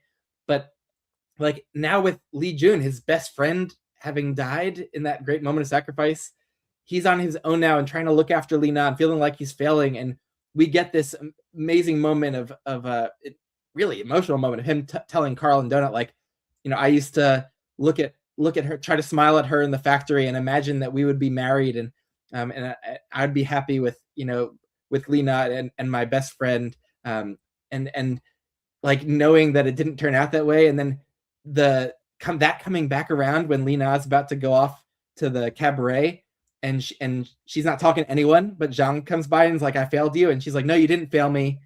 And then she says, I used to smile at you in the factory. Man, I'm just getting a little choked up even thinking about it. Like, these are such small characters that have had so little page time, and Dinneman creating these unique voices and backstories, and that come out in this moment of real emotional heartbreak and like catharsis. I mean, that's incredible stuff. Yeah. And then she says, I don't want to talk to anyone else now. I just want to go, which is also a very affecting little line just at the end. Yeah, but that one, I just think, man, Dinneman is working on another level from most writers. Like, they're not able to create this level of impact from most of their side characters and tertiary characters that get so little page time. He's just and so that was something I wanted to highlight. Another thing I wanted to highlight, just a few of the insane classic DCC sequences that happen in this book. So we have the kangaroo Joey battle, which is classic, and created the kangaroo suit version of Carl, where he has to hop, and Dinneman still keep forcing him to hop around, and multiple times he like doesn't remember and falls down. Like, I was just living for that sort of stuff, and everyone else's reaction to that happening. Same with like Carl turning into the dachshund and having the German accent. That was so funny. They even changed his names with a K. Carl with a K. Yeah, like that's just, come on, Dinneman is just hilarious. Like, how is he doing this stuff? There's I didn't know if I was bought into this whole quest, but by the end, oh boy, did I get there! And that was the Don Quixote and Corcunda quest, which And that ended was up being beautiful. this That had a huge, beautiful ending. yeah, this ended up being this huge quest that had different parts to it, and then the reward of ended up being so crucial. Carl, like, I get the sense that Carl thought it was really important. I didn't know why it would be important to be able to summon 2 people to the arena, but like later we learned. But like him, like at first it results in there's like the karaoke scene where they have to get into the guild somehow, and there's the Take on Me scene, which was by audio. It's tremendous. It's one of the greatest joys I've ever had. How does he do it? audio. Because I was reading it and I was going, like, They I'm play the sure this is music hype. in the background for Take on Me. Like they So must we have have the gotten the background rights music. to the That's song. so funny. Like they got background music in there. He He has sang it. Carl. He has Carl in like this higher register, like sing it, and he has Donut be the provide like the backup vocals. Like, and then but while they're singing, there's the There's a chaos brawl happening. in the brawl in the club. It was a fantastic scene. Amazing. And then we go from that to like this really quiet scene Really of poignant, Carl going heartstring. in. Oh, Yeah. And then the way that this ends with them, Carl pulling in Dong into the race, and like we're gonna unite the 2 halves of Corcunda during the race. Dong, you're coming along. I tried to keep you away from this, but I realized that's not right. Like you were in love with this person, like you get to be there. And like the way that they are in the middle of this like crazy industrial factory scene, and they're on the wall, like on the ceiling, and they're putting together the 2 halves of Corcunda with the Fleshmancer who's getting motion sick. So At the gross. slightest, It's so like gross as well. so gross. Yeah, And like there's very the, gross. like the classic Dinneman crass humor throughout with all of that, like but for it And to it's still end on this moving. incredible movie, it's this moving beat of they got reunited, and then like Dong breaks out his lance, and he goes on one last ride, and he kind of like defeats Grull in that moment. He goes in a Yeah. blaze of glory. I mean, Yeah. Like And it's another was- example of a minor yeah. character just being elevated and shown for Yeah. who they are. I mean, a character called Don Quixote, a stripper with a gross sock, to be given this glorious like 50-page send-off in the middle of one of the most climactic books of the series is again joyous. I think is the best word. When you pare it down like that and you go, this is what happened in that scene, it sounds insane. Even when you're reading it, you're telling yourself, this is insane. But it's amazing because he has given you enough to connect and to latch onto with your feelings. So to know how sad he's been, to know how lonely he's been, and to be a hero, to be the guy at the end together. And it was what you want out of a movie. You want that success for everybody in the end, even if it's only for that brief moment, before they are doomed. It was just magical storytelling that is also completely bonkers. Yeah. And he puts in so much to those scenes too. Like there's like what's the orc prince's name who inhabits Grill? He came into that scene and he was like, I'm coming to get you, Carl. But when he flees, when he's forced to leave, and it's like the real Grill now is the like there's such a giant personality switch going on. Like there's so much going on in these scenes. And it tied into like the larger world building, which Dinneman has such command of. Man, it's crazy how much is going on there. I just wanted to add in one more. Sorry, Derri, I feel like I've interrupted you like 4 times. You have to forgive me. I'm just too excited about this book. I just wanted to add one more, and maybe you've got this written down on your list, Ben. One of my favorite moments of the novel was, and I'm forgetting their names, the group of 3 who seem to be raising up as this big important kind of trio, the mercenaries, and Carl. Yes, that was next on my list. That was next on my list. Remind me of their names. I'm totally blanking, but one the main guy who turns around and goes, Findlay, "Listen." Findlay. Yes, and, Findlay, and there was the Fire Fairy and the Toad. All set up as, if not main character, certainly now lasting tertiary characters. And he turns around with his buddies on his back and he goes, you need to understand that these are my guys. Just like you have your family, I have mine. And this is a warning to you that I will also protect my family. And then and that is glorious and heroic and heartfelt. And I was like, you can and then smoosh. And it's just we're talking It about all these makes me think characters of being the elevated, but opening there's also a thing of reality The where some Boys. people do just die. Yeah, Yeah. yeah, yeah. But Yeah, I think we that see was in so this one, intense. Yeah. Carl is really trying to be respectful of other people's emotions because and you see that drive a lot of his decisions. This means a lot to somebody I care about, so therefore I'm going to have it mean a lot. And I think it's really important that he has started to do that, because he did spend a fair bit of time there kind of just going, we don't have time for this shit. Yes. I need to figure out when I take time for this shit is when we win. But there's a whole thing there with, I mean, we touched on it briefly earlier with Louis, with the assassin that gets sent in as Ellie's super fan. Yeah.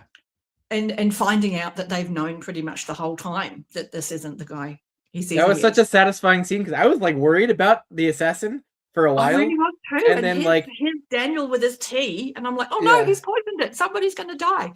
Only to then be told, no, we totally have this under control. But then I Carl think that's got, Dinniman Carl being a got bit too really, soft, really maybe. angry Like, there. even- like Dinniman's very soft. He could have killed off someone there, but I don't think he wants to at this stage. I think people will die. Don't get me wrong. I don't think like books 9 and 10 happen and everyone's going to live. Nor do I want that. But I think that's another case in point that Dinniman has himself become quite attached to these characters. Yeah, but it was satisfying because it made sense. It made sense though that they had sussed it out, or that people like the fan clubs outside dungeon had sussed it out, and But then I thought that was a really cool scene. And just like there was suspense for the reader and not knowing like what the characters know, and so that was fun how it played out. But then Carl got like legitimately like really angry and super heated. Like that was really setting Carl off, that he, people were trying to assassinate him, and he felt like he almost missed it, even though everyone else was clued in. Yeah. And then like everyone was like, you're such a bad actor, and then Carl was thinking like, yeah, he actually fooled me. He was good enough actor to fool me and get close. And man, that was so. I don't think he's getting tough like that. Like there's so few characters left in dungeon. Like they've all survived so much that they're all pretty savvy and really powerful in like this dungeon fantasy world. And so I'm not surprised. But then they could die based on like the rules of the game. It's like if they come last in the race, like some of them almost died, and then the way that they did them in, like assigned a lot of them to be in the same heats in that last final race. I'm like, oh my god, like Chris might be done, or like Louis in the same race as Lucia Marr, and everyone's like, you're not going to be able to win that. Like that was a really Howery moment of like, oh my god, like they're stuck in a situation and the AI enforces these rules and everything. But then we go and we find a way out of it. Like I agree, like Dinniman has a soft spot for a lot of these characters and doesn't want to kill them off, but I'm actually very happy he does, because I was not ready to say goodbye to like Chris just because he'd gotten shuffled into the same race as Imani or Louis, and so seeing them problem solve is very satisfying. I don't agree he's being soft. I think these are things being planted to, and I could be completely overcomplicating it, which I do, but I really do see these as things being put in place to pay off when we go out against the galaxy. This is giving Imani and Louis reasons to go, you sent an assassin after me because I'm good. No, that's not going to fly. And to really give impetus to what's left of humanity at the end of the dungeon, to really take it to the rest of the galaxy and say, you thought you were showing up and you were going to wipe us out. That's not going to happen. And I really do think that that's where he might be going with some of these things, by bringing in these really specific threats and having the team kind of diffuse it and survive and kind of just get on with it. But by bringing those things in, he's adding to the reasons why these people might not just want to go. Okay, we fought them off. Let's just ignore them forever now. They're bound legally to leave us alone now. They can't come back. We could now just sit here, let the memory of this go away and live happily ever after. I don't think they're going to be able to, because they've had these very direct personal attacks. It's not just the syndicate coming for Earth. This is an assassin coming for an individual. And you're going to take that personally, I think. Can I deliver another hot take that I'd love to get your agreement or disagreement on? And this kind of goes back to my slight criticism in book 1. And rather than saying, do you agree or disagree? Because maybe that's a bit too binary. If I set it between a 1 and a 5, 1 being strong disagreement and 5 being strong agreement, would that be fair? Mhm. Can we do it that way? Sure. Because here's my hot take, guys.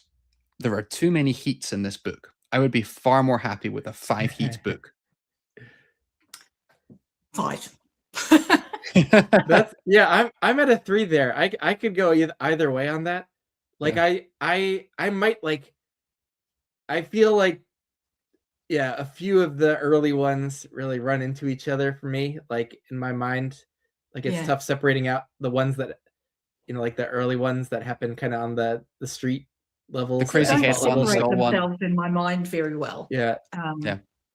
It really comes down to what were they fighting, and I mean the Sugar Skulls, they weren't a huge threat in terms of well, they seemed reasonably easy to beat. It was only because Gluteus Maximus was completely off his nut that made Hammered, that race dangerous. And there were funny things about some of their foes. I mean, the gingers. Oh my goodness! Yeah. I just about, that was so funny when he says these were alien people on your planet. Basically, these are humans that were tampered with. That's why they're gingers, and that just tickled me so completely. How can this floor be so socially conscious and yet so racist? I love that line too. Exactly. And it was. Yeah. So that those things are funny, but they didn't necessarily need to be a whole section of the book. Yeah.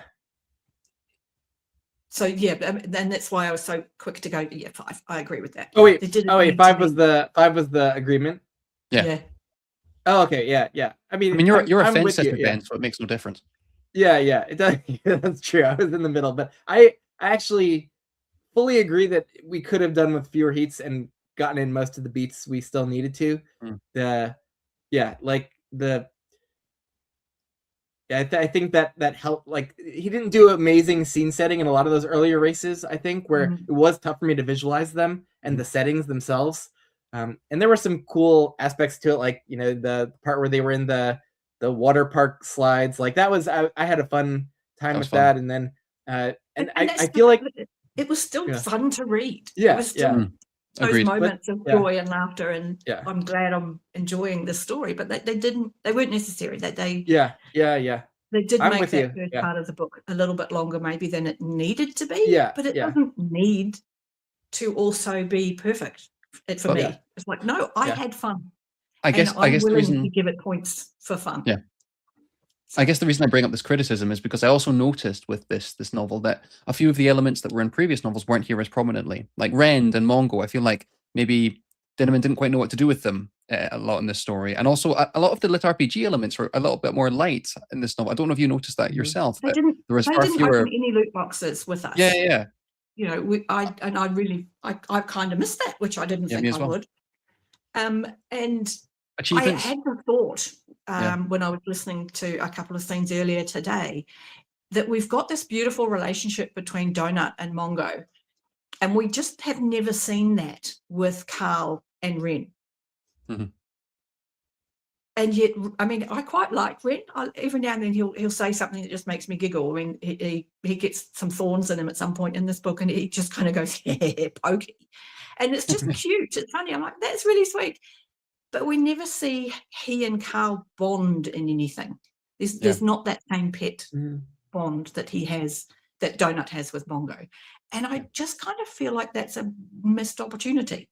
I think there's some comedy gold there, perhaps. I love meat stew, dude. Eating. But yeah. For me, I mean, I wrote it in Goodreads when I finished. This isn't my favorite one. But there's so much in this that's still amazing. Yes. And I'm never going to be, it's not great. It's not, because it is. I had as much fun with this one as any of the others. Yeah. The meaningful moments hit just as hard as we said earlier, Perpetente's moment in the giant apartment with Miriam. That broke my heart. Like, I was very upset listening to that. which kind of puts it on par with the earliest moments with Pepper Tente and Miriam Dom during The Butcher's Masquerade, which is my favourite of them all. Me too. So you can't kind of go, well, that's clearly not as good, because it is as good. It's got moments just as powerful, just as emotionally, impactful, with cars with skeleton legs, with spider legs. But Jamal gets stuck on the ceiling because he's frightened of heights. I mean, it's just the most bonkers thing to love a series so much, even when it's not potentially firing on all cylinders for the whole book. I'm quite happy for to drop gears a couple of times and go, okay, we can slow it down a bit and just I imagine it would be nothing unfortunately beats the heights of Kaiju Battlefield Surgeon, and we have to live with that. Yeah, we can chat about that in a bit, but I think so he bad. He got what he needed to out of his system for DCC to come into existence, though. So how can the man who wrote this inevitable ruin write Kaiju Battlefield Surgeon? It is. Well, I told you I was much going to rant audience about it very input did briefly. It's he grim. have? Say again.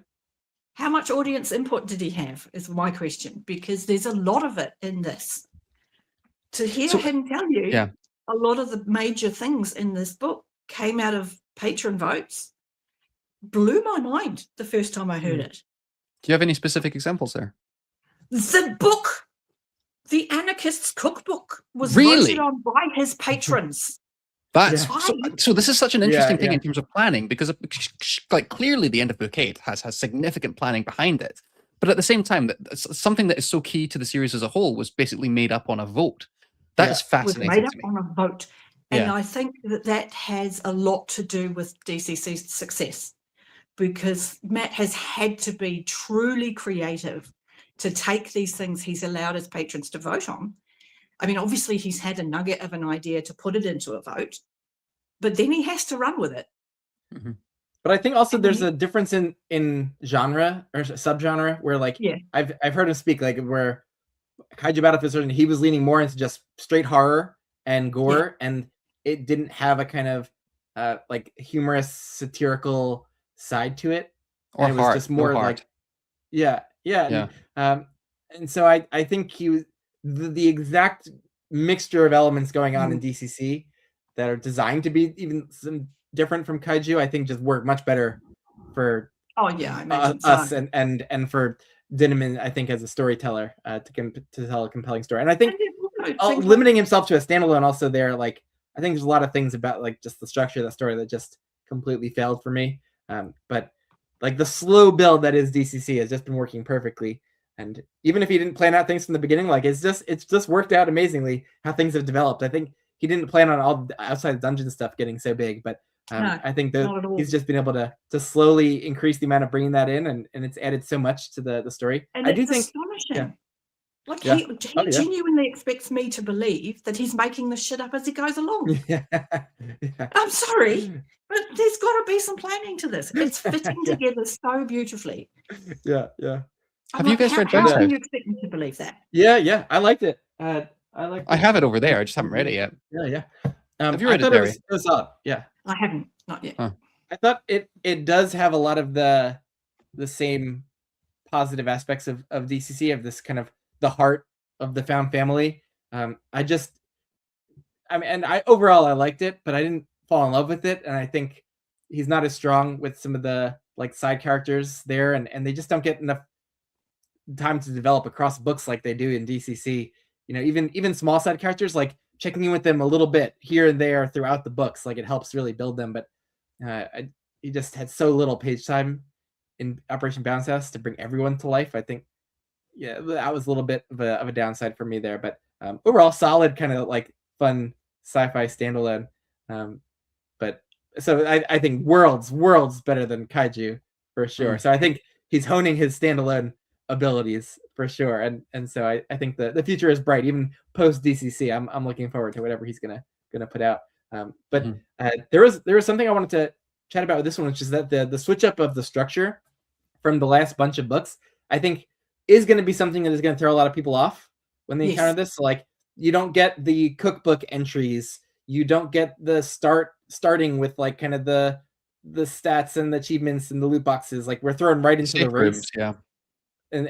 And so that stuff comes, you know, after the first race, which is quite a while into the book because he took his time with that first race. And so like with a lot of changes, I think naturally there's gonna like this feeling of like from being 10 to destabilized 11, as a reader. we lose the leaderboard. Yes. We lose some of the structure that So had some of the things that become were familiar. have been comforting, although I think there was this No genius depth at all, addition. this Yeah. entry. Yeah. You know. This genius addition though to like make up for the lack of the cookbook entries of the voodoo, the book of voodoo or the Carl pages. I wish we got more of them. Like I wish we got like one for every race because they worked so well for me. Like We got 3, right? The way he brought like these 3 characters to vivid life through their entries. Like he's just a writing genius at this of like bringing in very few words someone to life in full 3D, and I believe them, and I believe in their backstory and their emotional core of their story. Like the guy that is like leaving the note that, you know, he got a little extra time with his mother in the dungeon, and you know he was thankful for that. And I think he left Donut the was that the giant macaroni spell possibly? That was there so was that good. one. There was the bowling alley guy in Turkey who like that wasn't his dream of like running the bowling alley, but he just fell into it because that was what his father did. And then he was worried about his 2 daughters, and so he's leaving to try to find them. And who we later like encounter in Lucia, one of them. That's so that had a lot of payoff, like that little bit. And then there was the one who, the third one, I can't remember exactly their story, but it was like they had like a couple player killer skulls, and they felt like they were an outsider in the dungeon. And in Faction Wars, like Carl had checked in. Yeah. Oh yeah. It was the ugly man that Donut stopped and talked to. Yes. Yes, it was. Yeah. That was beautiful. Yeah. And then to see, like I thought that structure worked amazingly of getting the entry from the book, hearing what like this spell was, and then knowing that like at some point in the race it's going to be broken. Like we're going to see it in action at like a key moment. Like he did that 3 times. I thought that worked beautifully. And so that kind of replaced the kind of the same like interlude feel of the cookbook entries, which was really cool. Well, that happens in This Inevitable Ruin, right? Where one of my favorite moments of that book was the little interludes we get from the crawlers from the cookbook. Some of them who die at the end of their narrative, and some of them who don't, and you don't know until it's ended which ones are going to still be there. And then how about when we're getting because that's also spliced in with actually encountering some of them on the page as they begin to drop down into the dungeon. Yes. So how about Herod? Yeah. How about we're in that great scene with the War Mage where Ellie froze one of his balls off. What was his name? I forget. The War Mage. The War Mage. Ozuma? No. He's not in it for very long, actually. Azuma, something like that. But when he drops like, you know, this worn path method that this person's been, and then it's, you know, drops the name Herod, I'm like, ooh, we've heard of Herod before. The woman name that he drops, Minerva, is the one Porthos was looking for. I knew we had seen that, but I just wasn't sure. It did my head in. I was like, I know I've read that name. I know that name's been in the story already. Where was it? And it took me about an hour after I finished. And I was like, I have to remember who that was. And it came to me in a flash when we get Porthos, when he leaves the dungeon and he's talking to his lawyer immediately after leaving the floor. He's still bleeding from an arm being cut off. And all he wants to do is find out if Minerva's okay. Oh, that's right. Oh my God. Thank you, Derri. Yeah. We need a glossary. We need a glossary at this point. Derri, that's tremendous. I was really dying trying to think about where I'd remembered Minerva from. Yeah. And we later get Porthos talking before all of the cookbook authors and all of the old crawlers come back. We get the insight that that's what he's doing. He's still looking for Minerva. And so she's to been find out she's come back to the dungeon to create this floor and to create this pocket of safety is amazing. Yeah. And then another reason why I think the book is going to exit Earth at some point and we're going to go out. Because it feels like we're happening already, doesn't it? Yeah. Yeah. Like the dungeon Yeah, itself yeah. is breaking down on so many different levels. I mean, Yeah. the floors are basically. I don't know what's going to happen with this next But book, but I can we- imagine can we floors 13 through presume- 16 are going to be. Can we Um, presume Okay. that Lena when she got sucked up into the cleaner bot and taken by Harriet to the backstage at floor 17, that she just like, rained down hell on all the shadow mimics and stuff that's there, and then Well, there's they a sent whole more lot of crawlers. They sent intrigue more there. crawlers there, and then But they didn't get there. They've gone somewhere else. Yeah. And Yeah. you're like, okay, now there's more intrigue. How many pocket worlds is this dungeon hiding? But then Yeah. at the end, I loved getting the scene with Louis right at the end where he wakes up and he's in Sheol and wait, who's there? Who's down in Sheol with him? Who was talking to him? Was that another cookbook author? That was. I'm going to look that up. That's going to annoy me. But they're like, we need soldiers down here. Like they're good up there on the 17th floor. We need soldiers down here. Yeah, we need help. That's right. I just randomly went to a random page to try and find who was in the dungeon with him. And I just got to the wonderful line where Scolopendra squeezes around Carl and goes boop on his nose. And I just wanted to highlight that because that was very funny. Oh my god! Particularly Sexy as it happens, Scolopendra. as Donut is saying, I've made a terrible mistake. It's Brittany. Brittany meets him in the dungeon. And well, Samantha. Brittany was down there, but who is the demon guy? So Brittany is like the goddess of Salty. Brittany's being possessed by the goddess of Salty. But yes, she has, and it's the pickaxe that's the problem, not Brittany. Who was like the demon guy that was talking to Louis and like giving him the thing that was allowing him to breathe or to survive in the heat? I feel like that might have been a cookbook author, but maybe I'm wrong on that. It might have been. Pontiff is there. Pontiff's down there. Yeah, he. It just says the demon guy. It just says like it's a demon. The little demon. Oh, Forkith. Okay, who's that?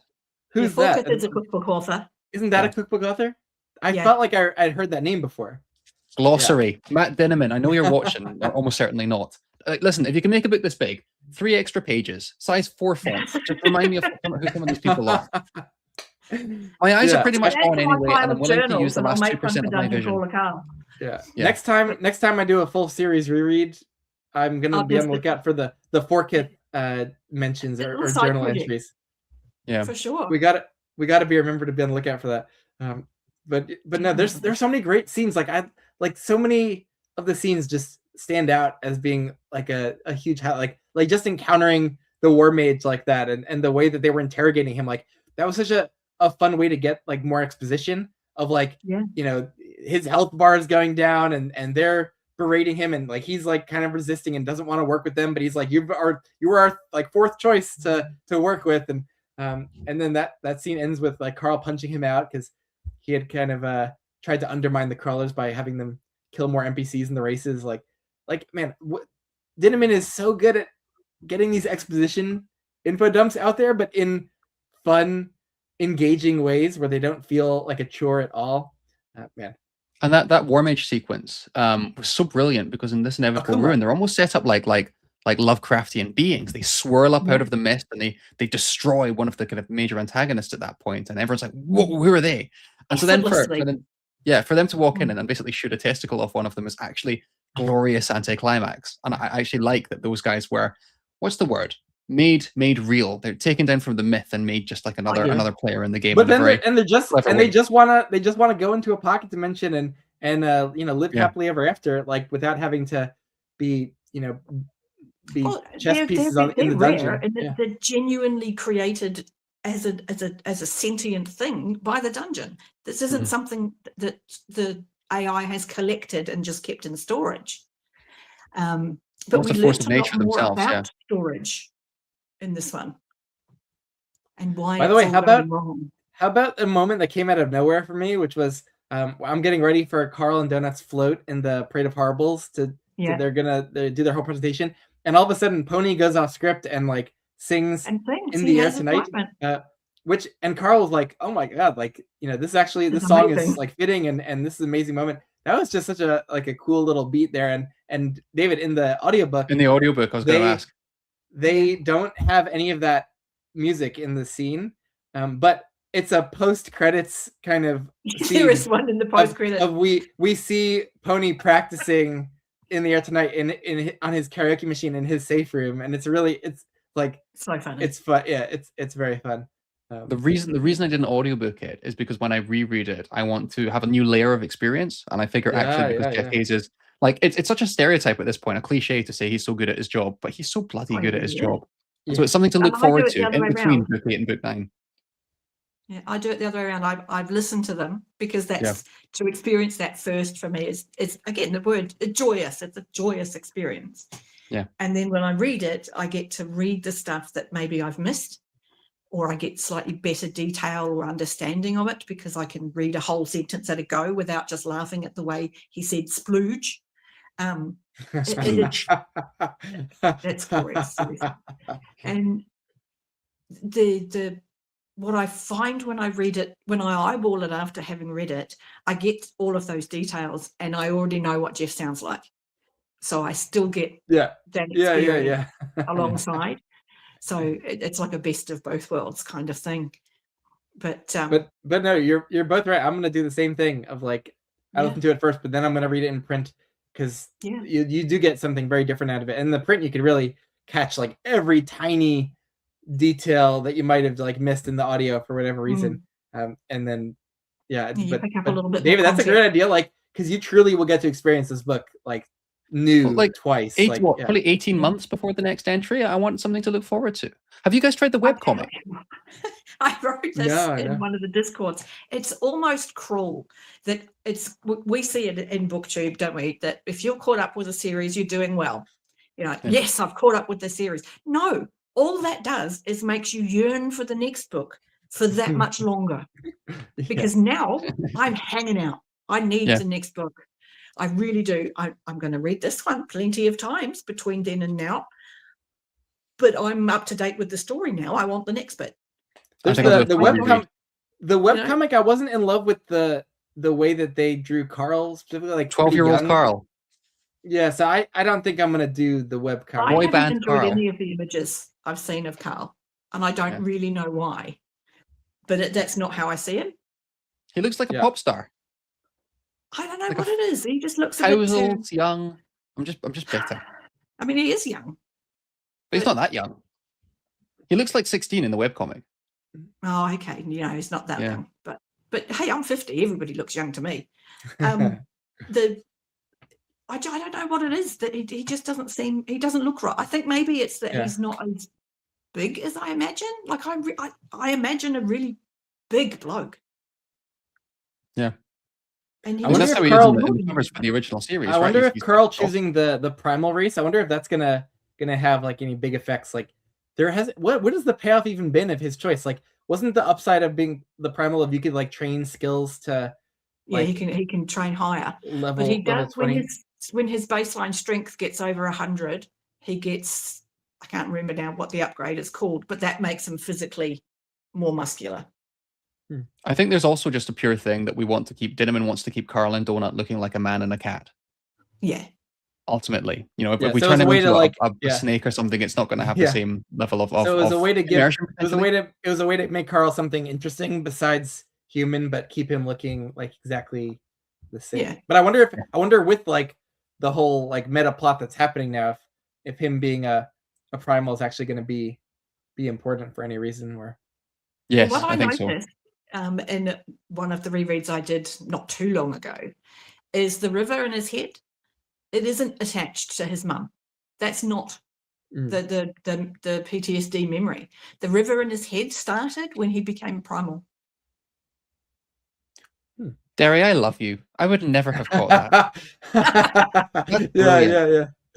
And the river in his head, I think we finally got a bit of an answer to when we got all of that expo from the AI, and when they wanted to become like a hive mind. And I think that's what we're getting with the river in his head, is when the people around Carl are at high agitation, is he's picking that up. Yeah, that is a Derri special right there. Yeah. I'm in awe. I always equated it with the memory of his mom's death, because there was like the pipe that They often, he remembers. came at the same time because it's yeah, like yeah. water, and we get. I think Matt's really kind of keyed into the fact that we associate water with rivers. So when he hears running water, Yeah. it's not the same as when he hears the river. Mm. And we get that when he becomes primal. But yeah, it's something I noticed. Love it. I feel like I have nothing to match that. I'll be honest. Like I feel like I have to be self-effacing at the start of these chats because although I enjoyed the book tremendously, I'm aware that I am a lowly level 3 goblin. Not at all. You are On far level more 1 of the widely dungeon. read than I could ever hope to be. It's incredible. Hey, because I am not as widely read, I have to have a specialty somewhere. So it's in reading one thing a lot. So Derri, now that we're coming to the end of the 2 hours, can I ask you a question that's totally unrelated to DCC? Did I see that you're reading Malazan? I have begun reading Malazan. I would love to hear just a tiny little bit about that. Because I struggle with reading deeper texts, like I can do brain fluff, not a problem. It's not an effort. But if I have to really, get my hooks into something a bit meatier, it's a lot of work. And what I've found has worked for this, I can thank BookTube for, and I can thank my sister for. I've figured a way that it works. I'm reading a chapter, sitting with it, reading the chapter again, sitting with it some more, audioing the chapter, and then I open my journal and I write my thoughts about the chapter as I listen to the audio of the chapter again. So it's about a week it's taken me to read a chapter, and I'm up to I've just finished chapter 4. So I love that though. I'm about to head into Darujistan. Yeah, is where I've got to. So I'm at a blank page in my journal. I'm ready to go on that this week. But I'm loving it, and I'm that's exciting. incredibly frustrated, like very nearly raging at my own incompetence for reading something new and convoluted and intricate quickly. I want to just pour this book into my head. I just want to just inhale it, and to be held back this slowly is driving me a little bit mental. But it's going to have such payoff. But I already am finding so many things in it I know I would have missed if I'd just flown through it like I would anything else. And the good news is when you finish the series, you can say you've read it 3 times already. I can. More. But yeah, I do very much feel like I've got a grip on it. I'd love to talk to you about gardens when you finish it. Excellent. I'll have a whole journal full of notes. So yeah, me too. It's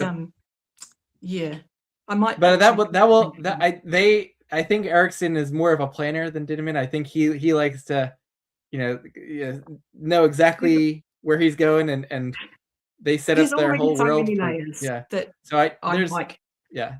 going to be a lot. Chapters, dude. This is crazy. Yeah, going slow with this though. It'll have lots of payoffs for later books in the whole thing. Just taking it slow. And as the tale unfolds. I'm really looking forward to it. Oh, awesome. A good crossover. Princess Donut slamming into Darujistan with a pipe bomb and a dream. It would be a moment for sure. She can take on the puppet. I seriously just have things in my notebook that says like, and the guy who was cut in half is now a puppet. And then I've gone, this is freaking creepy. Yeah, there's definitely some of the same author energy though, the playfulness. They're just not going to be bounded by. They're just not going to be bounded by the typical kind of creative boundaries. Very much the same sense of what? Yeah. I'm sorry. It's packaged a little differently, but yeah. But speaking as we come to the end here, it's on to wrap up with Parade of Horribles. I have a feeling like in the end, this book's gonna get a little lost in the shuffle because it'll come right between faction wars in this Neville Bruin and the Ascendancy games. Like this is the weird, like very strange little entry that the middle child between two of like the most major. It's a Bedlam Bride, isn't it? Yeah. Yeah, something like that. And so I think I doubt it's going to be become most big mega fans, favorite book in the series. It but is one I of feel those like key turning points, Yeah, because we went just like- from yeah, what 30,000 when we started Faction Wars down to 5,000 at the beginning of the 10th floor. We end the book with Yeah. 23 individuals, yeah, 19, isn't it? It's- At the very yeah. end, it's 19. A few die at the end, don't they? maybe a few after at the end. Yeah. But there is less than 30, because that's when the leaderboard stops. So, Yeah. and then we get Carl making them one party at the very, very end. Huh. And I'm kind of looking forward to that, knowing that there's nearly 20,000 crawlers somewhere in various pockets of the dungeon who potentially are active. They And haven't I gone want to to the see storage. I want to see Colonel Boomer and Katya going at it on the surface too. I can't wait. I really do. I can't missed wait to see. Katya in this one. Yeah, I agree. I missed Yeah. her too. You know, Are we she's doing? missing? So we're doing wrap-up thoughts now, Ben. Is that? Yeah, go for it. Yeah. So for me, I feel like I've been a slightly negative Nelly at certain points of this discussion, offering some critiques, but I stand by those critiques because I'm brilliant. But at the same time, I fundamentally, Kaiju Battlefield Surgeon notwithstanding, trust Matt Dinniman with my life. I feel like he's going to land this plane very well with books 9 and 10. Book 8 is in a bit of a strange position, as you guys just articulated, because it's between the big floors, and that does allow for more creativity, and at the same time does make people inclined to think that this is a middle book in a bigger series, and it's not. And I would stand by the fact that the last 150 pages are probably the best 150 pages in the series. I think there are better moments, but best overall conclusion, hands down. And I'm so glad I read this book, and I'm so glad I did it the way that I did. And I think I'm going to have to do a reread before book 9 comes out, which means the clock is ticking, because he's probably going to put it out in like 2 weeks, knowing him. Enjoyed it. Very much appreciated it. Yeah. I think that's where we're all sat at, isn't it? It's like, that was great. Bring on the next one. Yeah. Again, my journal, I've got a double page write-up of the book. I printed out wacky races from the internet, because the races gave me that sense of wacky races, and a centipede. And at the very bottom corner, I've just gone game on. Both the AI and Carl have stood there and gone, we're not taking this anymore. And I'm looking forward to the next step that Matt also takes. with the Ascendancy games, did the AI say something like he's got no control over the the gods. winner of the Ascendancy games is like gonna just have total power to do what they want? Like Yeah. And Like, also, Carl has hero decided to power. stay on that floor and let everyone else get to the bottom. He made that decision at the very end. I'm staying on floor 12, so that everyone else can have 12 hours or however long it is to escape the dungeon. That's right, right? I'm not making that up. That was there. I missed that. He is, Hang on. there is a plan Hang on. that that there will be time for people to get out. But it's there's a lot. There's been so much build up for the 12th floor. So knowing that the I feel AI like can't I control feel the like god. I feel like Odette is gonna come back into play in a major way. Like And the whole Scavenger's Daughter thing, and the Oakfell, Yeah. and all of these things that Donut's been wrapped up with. So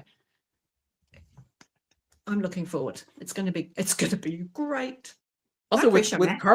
Carl's jacket, does it always will have the same effect for every god, right? Like that's how he was able to That's how he knew about make Kipri. his plan.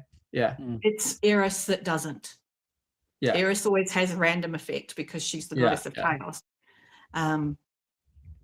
But it will be interesting, the whole discharging of energies on it, I think, during the Ascendancy Wars, because there'll be so many gods around, and we know that the two gods together create different things. We saw that in the Chaos and in Club Vanquisher.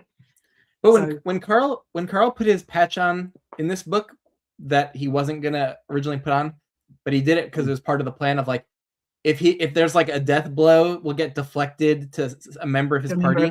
And he made Penny the member of his party, and then but at the end, Donut, so he could. At the end, Donut came back into his party, but now that's like theoretically, if that happens again, Donut has the cockroach skill though that would save Donut. Or I don't know. And there are more people in his party, so Oh, is everyone? Who's Yeah, who's in the Carl's party? he brings everybody in at the end. Oh, interesting. But he's So stuck with there that is- patch, right? Or can he take that patch off? No, he can't take any of the patches off. If he takes the patches off, it's a fleeting item. Sorry, guys. I'm just trying to look for this section. I swear I read it. You're gonna have to trust me. Oh, here it is. Here it is. Top of page 653 of my edition. Determination filled me. Despite what I just said, I knew what I had to do. I had to stay on the 12th floor. I had to keep everyone from winning the ascendancy until everyone left in the dungeon got out. Ooh. So he's locked in on the 12th floor. But that's not Oh, going I to happen. missed Like, he that. is going to get into the other But stuff. what he's doing is preventing a winner. Yes, so that the whole thing doesn't collapse. So if the battle moves out of the 12th floor, he will move with the battle because that's his goal. Can the to battle stop- move out of the 12th floor? It's the gods. Usually the not. AI can't control it. So, Yeah. and we know that they're already roving the galaxy. Hmm. So, Oh man, I'm think- eager to get my hands on the hardcover so I could read the the extra kind of- chapter. the extra cabaret chapter because I feel like it's gonna show Lena arriving in there and causing chaos is my bet. I think I'm going to reread the series over the next year and invest each time I finish my reread, buy the hardback and have a set. Because I only have these two editions. I've got the new one and I've got my original first edition, Dungeon Crawler Carl.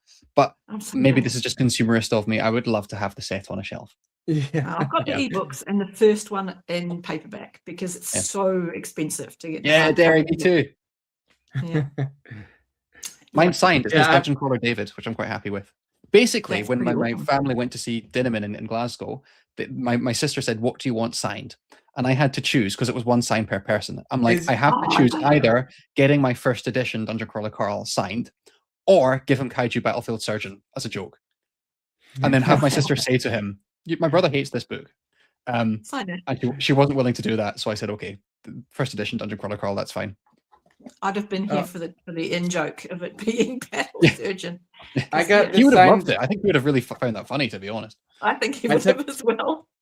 I took this to Oh, Dragonsteel where Dinneman was attending last year. God damn Wow. it, Ben. Yeah. There we go. Dungeon Crawler David. That is so cool. Oh, nice. Yeah. I love how he takes the little extra moments instead of just signing his name. Like he'll take a few extra moments to think of something clever to do with it. Yeah. No, well, He's a from great guy. From the tiny wee corner of BookTube, I think I can safely say for many of us that it's appreciated that he does recognize that these are his people, and it's heartwarming. I will just It's add to that Paul I'm Chris happy he books. blew up as well. Means so much. Yeah. So, but yes. Cool. All right. Thank Ben, you, did you everyone. Did you give your final thoughts, Ben? Forgive me, did I miss that? Oh yeah, no, I was trying to wrap up with kind of thinking about like the place of this book in the eventual kind of people's mind. I think it will get a little lost in the fray.